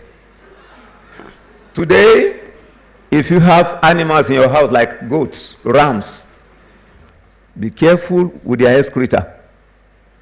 Today, if you go to your child's room in the boys' quarters and you see plantain there, what comes to your mind? All right, you don't want to answer the plantain one. If you see the fridge loaded with Maltina, what comes to your mind?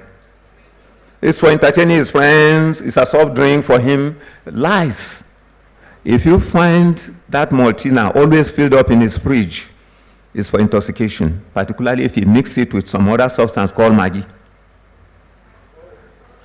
So order him to take it out. If you see plantain in his room, tell him that plantain is for kitchen. Go and give it to mama in the kitchen, not in your room. Same way as when you find your child become a good boy all of a sudden. Early in the morning, he takes broom, let me just make that, and he starts sweeping the compound. And you say, this stubborn boy, that doesn't help mommy, doesn't help. He's now sweeping the house, he's now a good boy. Oh, very good boy. He's becoming a responsible child, isn't it? Lies. That sweeping of the compound he's doing is gathering the drug you will use when you go out. Drugs in your compound, I won't tell you. Have you ever found Okada rider tying handkerchief around his nose when he's riding bike? What comes to your mind? Because of the smoke, because of the sun, from morning to night, this boy is suffering. Riding Okada. The breeze, isn't it? You are a liar.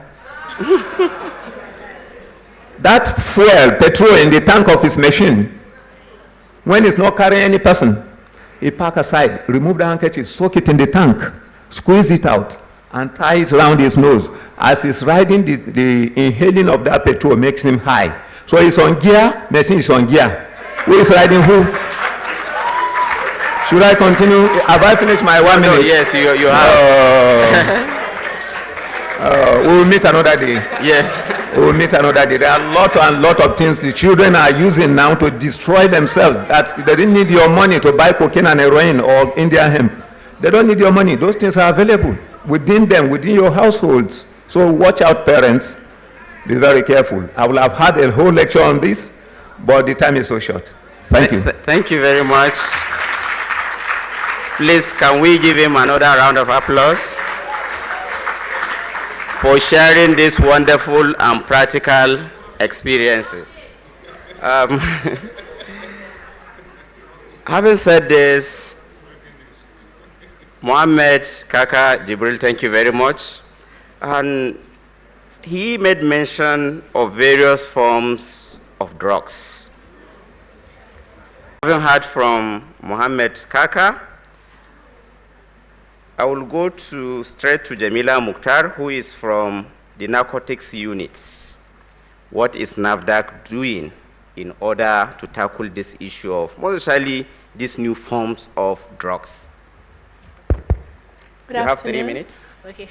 I'm Pharmacist Jamila from the narcotics unit.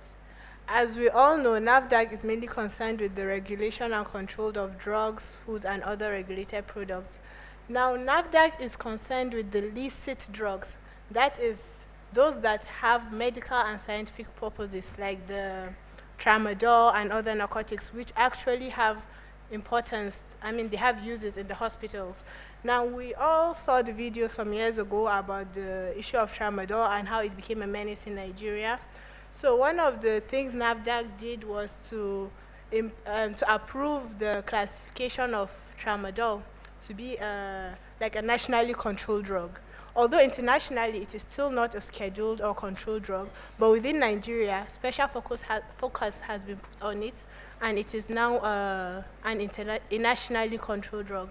Also, we carry out monitoring and surveillance of illicit drugs that have been imported into the country.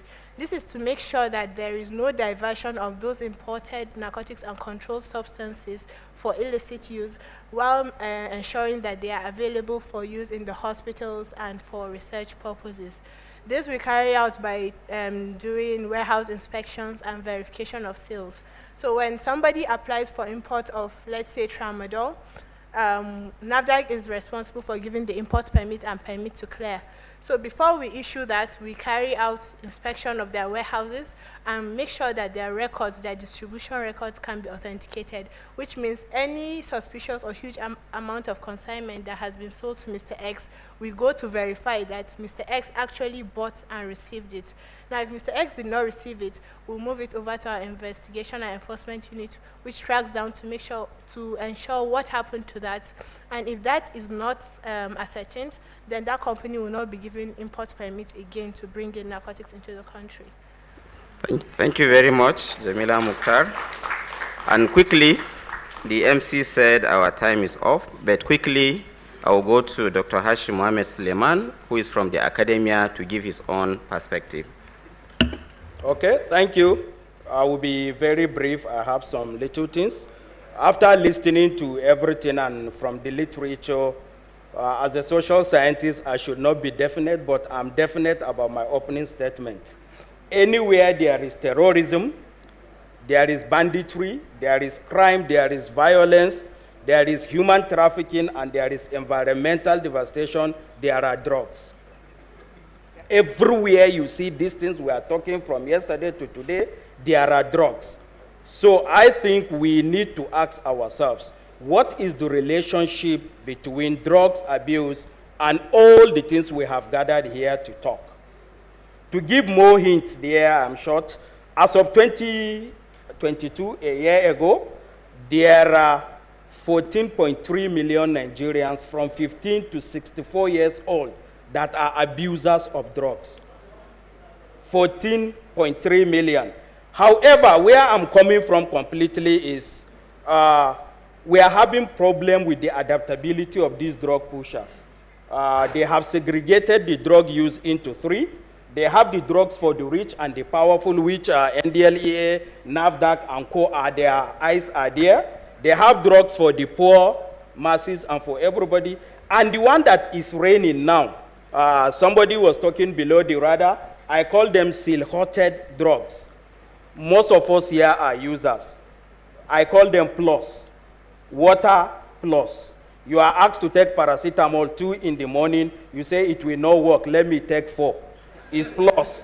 Another one that is open and NAFDAC is not doing anything. NDLE is Kaya Mata. Kaya Maza. You cannot go to buy fuel without somebody coming to tell you there is MTN network. I asked, what is MTN network? They said that they were Asama 2 hours. They are drugs. And sir, you have to check. Go to any filling station. Go to those people selling Dabino. Go to those people, you hear name Nuclear, AK-47, Segariya Wai. They are all drugs. Kayamata, Kayamaza. And then it has reached a stage, I don't know of other languages. Now drugs have become part of our popular culture. Currently, I'm writing a journal article on the use of Hausa music to validate drug abuse. Openly, videos on YouTube of young guys recorded Gonan Ganja, the farm of Wiwisa.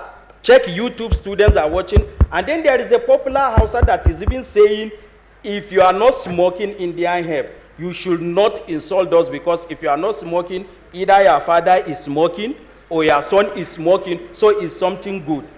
So what are NAFDAC and the policy aspect, National Orientation Agency, because you are now using popular culture to validate take of drugs, is something good.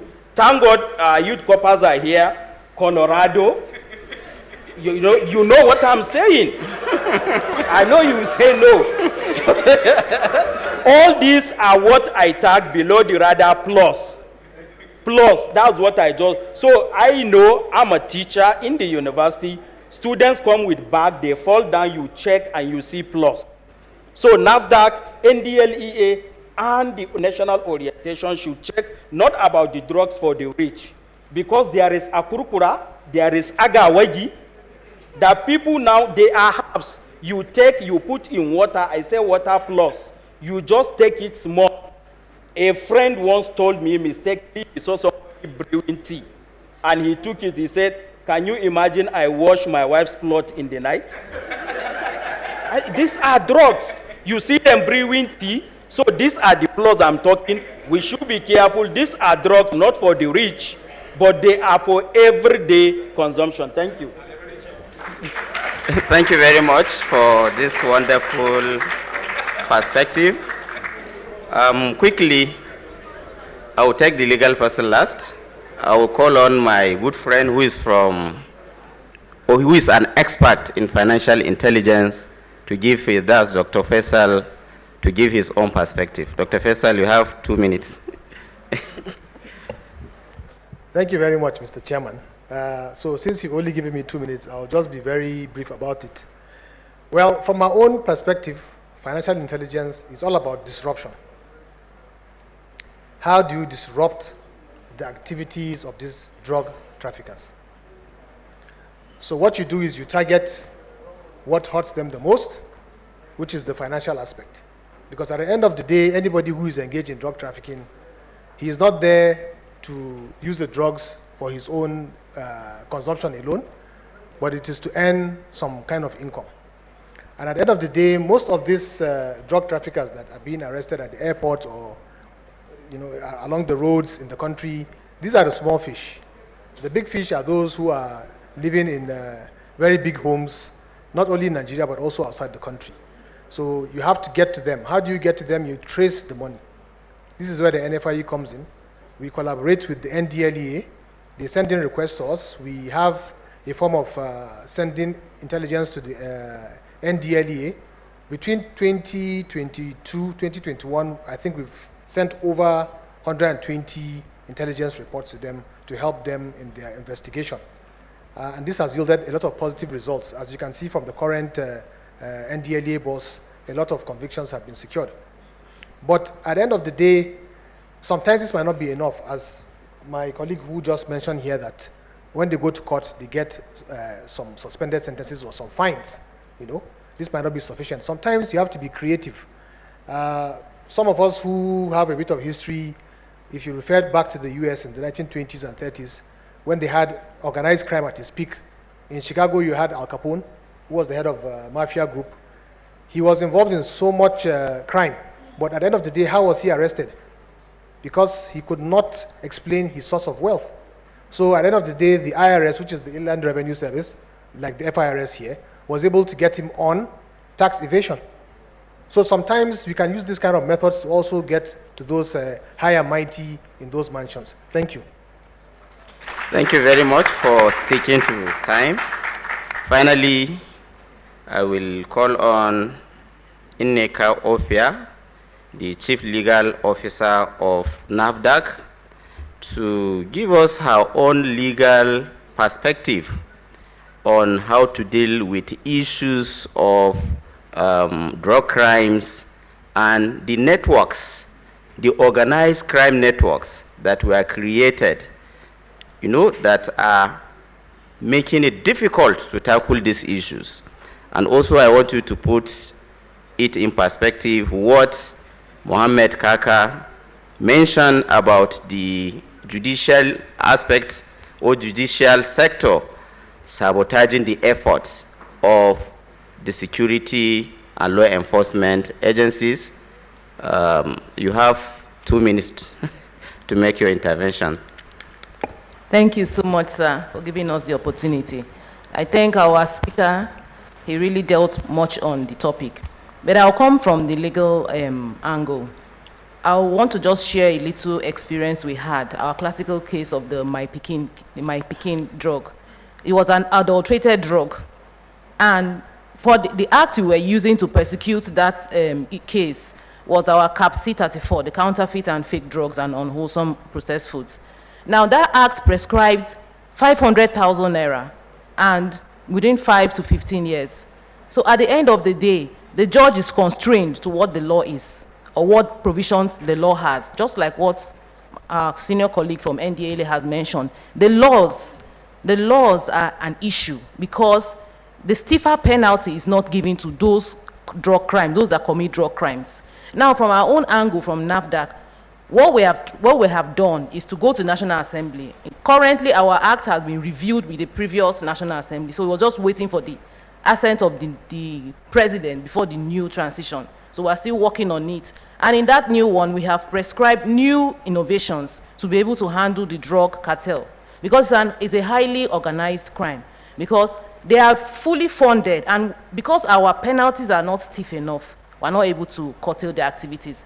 We have made provision for life jail sentence. We've made provision for victim compensation. Like the My Peking case, about 83 infants lost their lives. And these are those not accounted, those are reports, those that were not accounted for, we cannot tell.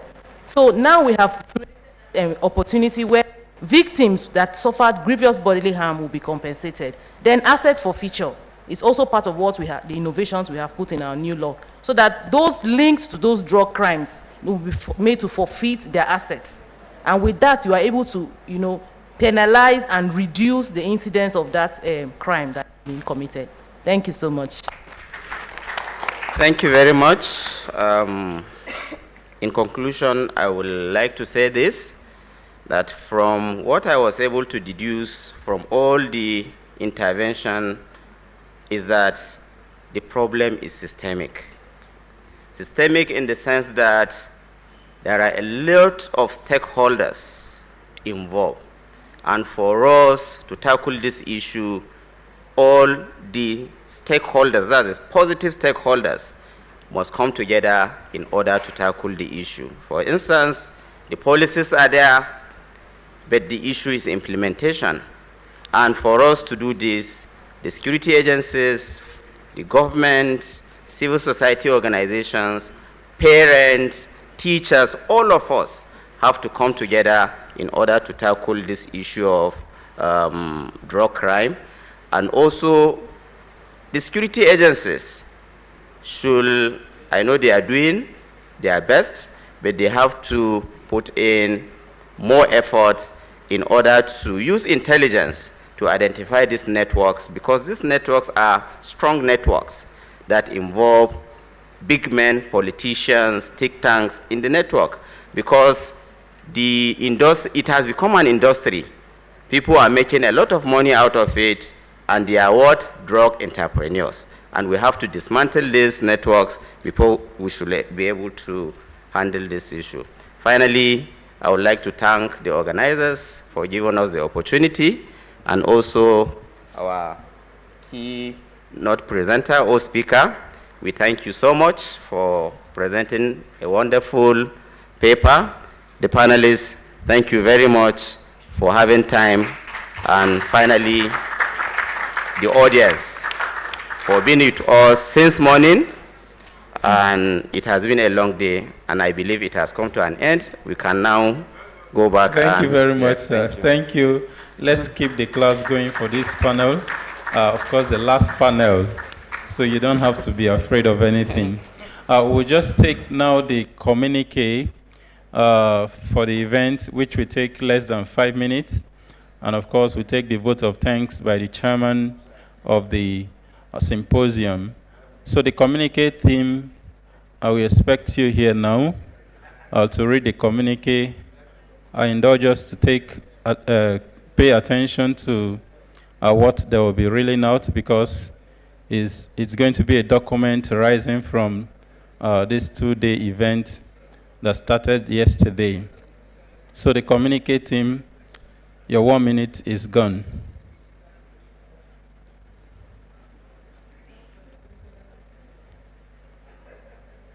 Okay.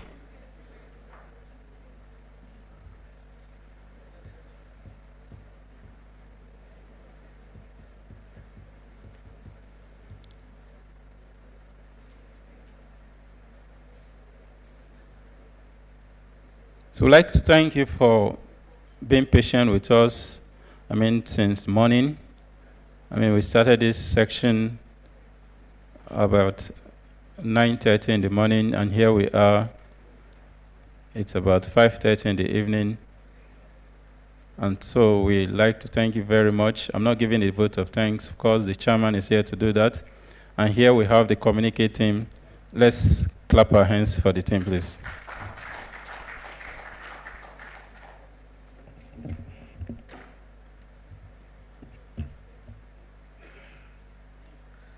Sorry. Good evening, all. Unfortunately, I'll have to use my glasses to walk, but I don't use them to read, so. Good evening, ladies and gentlemen.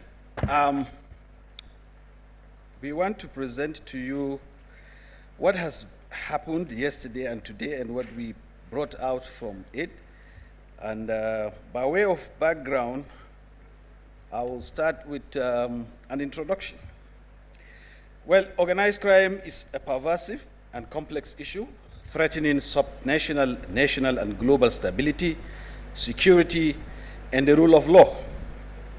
It is a phenomenon that transcends borders and affects communities globally. From drug trafficking to human trafficking, money laundering to cybercrime, organized crime syndicates have become more sophisticated, leveraging technology and exploiting vulnerable legal and financial systems to evade detection and prosecution. Now, as part of the efforts to counter the proliferation of organized crime and deepen the understanding of the issue within the public and private sector, particularly in Nigeria and the rest of Africa in the wider context, the Center for Fiscal Transparency and Integrity Watch organized this symposium with the aim of making an attempt to find a solution to this menace. The major objective for organizing this symposium is to see the possibility of addressing the issue of organized crime from a holistic perspective as a nation and as a continent through the development of a national policy and strategy document for fighting organized crime. The center this symposium is developed by the center based on the practitioner-scholar model of delivery.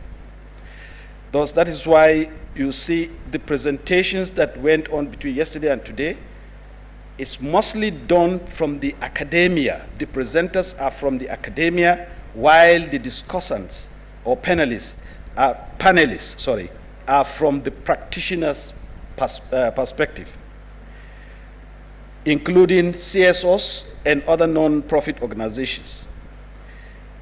We tried to bring the two perspectives together because we wouldn't want to bring only the government or the public servants for them to tell you how good they have been doing and how well they have tried and so on. And then the end result has always been paucity of funds, has limited what they are supposed to do. So we want to look at it from all perspectives with the hope of achieving a balanced solution. We also try to look at this issue from the perspective of the different strata of the Nigerian society, or at least we tried to mimic the strata of the society. We have the youths, ably presented here by the NYC corps members, retired civil servants, I don't want to start calling some of them, retired politicians, and of course, the active ones. Some of them even participated in were part of the panelists. And of course, the currently employed. A lot of the audience are currently employed either as police officers, central regulators, and so on. The symposiums featured 9 papers over 9 sessions and was delivered through a plenary, everybody is here, presentation, and panel discussions both physically and virtually.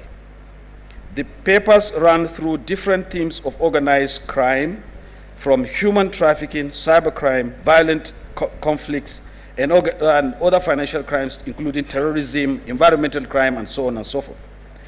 At the end of this symposium, the following are what we have observed and some of the recommendations that were proffered both from the presenters and the panelists. I'll start listing them out, but there are a lot. But I will list the key ones. First, it was generally observed across all sessions that organized crime economy is, in most cases, is funneled by conflict, whether in a region, state, or a local environment. Organized crime use state actors. State actors are becoming the major organized criminal actors. I don't know how to put it well, but that is how we captured it. As organized crime syndicates, given their access to government resources, it was very clear across board that in most of the presentations that were done, you'll find the issue of corruption affecting public servants and thereby limiting them from performing their functions and so on. So issues of compromise have crept into their work. There is a near connection between poverty. It was also found or observed that there is a near connection between poverty, organized crime, and violent conflict. And this is evident in the regions where the presence of government and governance is minimal. We have seen that as well with some maps. We have also observed that organized crime syndicates, while being led by state actors, are run by foot soldiers who, when arrested by law enforcement officials, are replaced by new recruits to sustain the organized crime economy. Of course, we have also been introduced to different databases. The one that caught our attention the most was the Interpol database, and there was little or no usage of that database by law enforcement agencies within the domestic milieu of Nigeria. We also saw that organized crime thrives, of course, in conflict-prone areas, largely because of the weak sanction or penalty and the level of porosity of borders around the Sahelian states. That could be debatable, but that is what came out of 2 sessions. We also acknowledged all, the presenter, the panelists, and the audience also acknowledged the Gulf of Guinea's strategic significance and its attraction to criminal elements, thus bringing up the organization of these criminal elements, using that significance as an attraction to perpetrate or to go through organized criminal, perpetrate organized crime. Where we saw pirates exploiting those isolations, we have also seen the non-successful prosecution of within the maritime crime sector. We haven't seen them. Another issue that was observed was the lack of interagency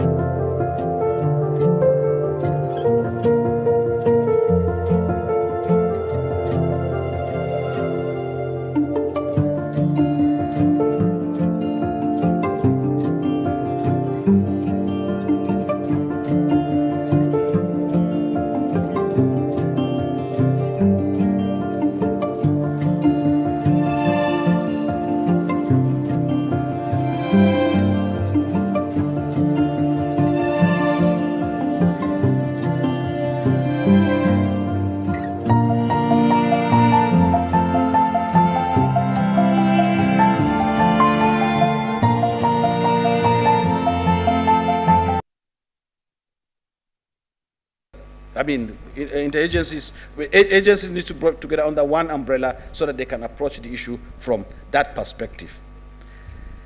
We also begged or recommended that there is a need to de-emphasize a militarized response and prioritize strategic dialogue to resolve issues rather than for everything that happens, we respond to it, like someone said here, kinetically. There is also the need to look at our laws to ensure that there's some sort of clarity, review them so that they can be in tandem with what is going on now, today, not the 1962 law applicable to pipelines, in 2023. There's also the need for us to domesticate some of the international conventions and upgrade our local laws to address that. One of the issues that was raised by the Interpol guy particularly was the law of the sea or something. And he said that that has been an old convention that was used. There was no cabotage law then. And then now that the cabotage law is here, it has not looked at that law so that it will be in tandem with regards to platforms that are offshore. We saw the issue of Focados, where the platform is just right there in the middle of the sea. For the past 9 years, they have been thieving the oil without us knowing. The last one was where law enforcement agencies must begin to prioritize the currency and the depth of, the capacity they provide to officials that tackle or that are working on specialized crimes. The issue is, a lot of times the officers, though they claim to be, they have the capacity, but in most times what was found was that they will be saddled with that responsibility, yet the delivery is not there. And lastly, the issue of corruption, as the issue of financial crimes actually, which was seen to be the major enabler, or that symbiotic relationship between financial crimes and organized crime, each one feeding on the other to prosper. The issue of financial crimes was reduced to the issue of corruption as it relates to public office holders, in particular, our law enforcement and regulatory agencies. Ladies and gentlemen, this is going to be tidied up. It is in its draft form. It is going to be tidied up and will be sent to each of you that was here throughout the 2 days, because we have your details, and that this is going to also be circulated to your agencies. And lastly, we are hoping that we could use that to trigger the development of the national strategy on the combating of organized crime in Nigeria. Thank you very much.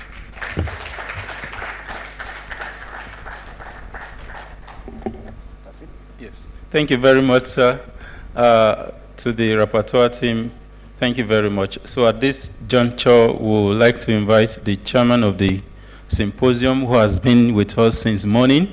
If you clap, he will come and give a vote of thanks to you all for staying put since morning till this moment. Thank you very much, the chairman.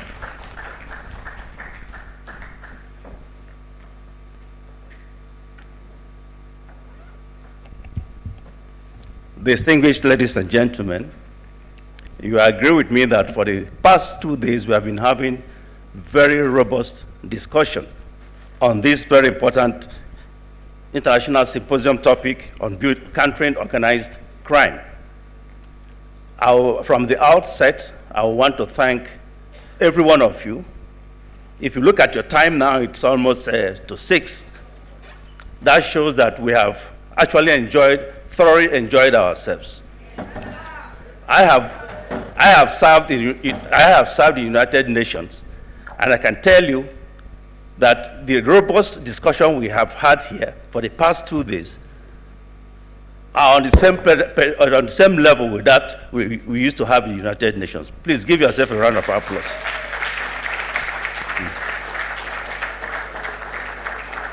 while thanking every one of you, I would like to especially thank the MacArthur Foundation, the key supporter of this particular program, and then all the partners from the NSA, the NFIU, the Interpol, the Ministry of Interior, the CJID, the Analysis for Better Work, and of course, I will not forget the alumni session of the National Institute, for which I am national president. There's one thing I would like to tell you, because I'm leaving the Center for Fiscal Transparency and Integrity Watch for the last thanks. I would like to thank the catering staff, the rapporteur team, and everybody, including the media, that made this particular occasion quite very interesting. You won't believe that I met Omar Yakubu at the United Nations sometime in 2012 or 2011. And he struck me because he came with the AFCC. He was all over the place. I called him and said, young man, you have so much energy. He was trying to partake in almost all the meetings. And I'm not surprised that in 2016, this particular Center for Fiscal Transparency and Integrity Watch was established.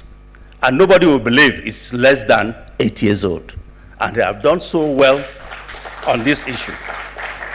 We have discussed so many themes that will be of great interest to the government. And we can assure you that we will not relent on our hours until we disseminate the communique to the various important areas of government. But at this point in time, while thanking all of you, I will crave the indulgence of Yakubu to please take a bow, stand on your feet, and let's give him a round of applause.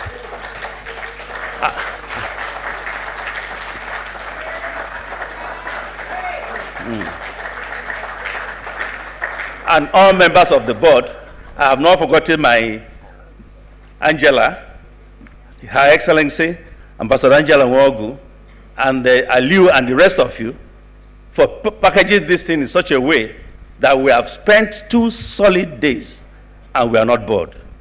And I wish we could have continued to go on. Like I said in my opening remark yesterday, we hope that 2024, we are going to bring in people from the West African sub-region and African continent on this very important topic.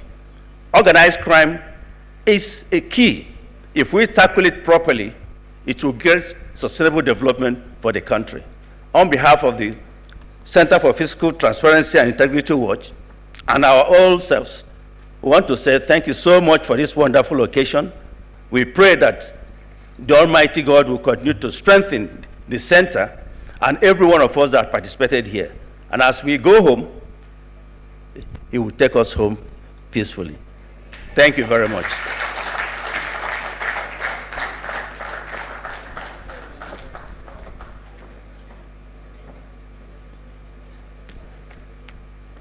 Thank you very much. May we now rise for the national anthem.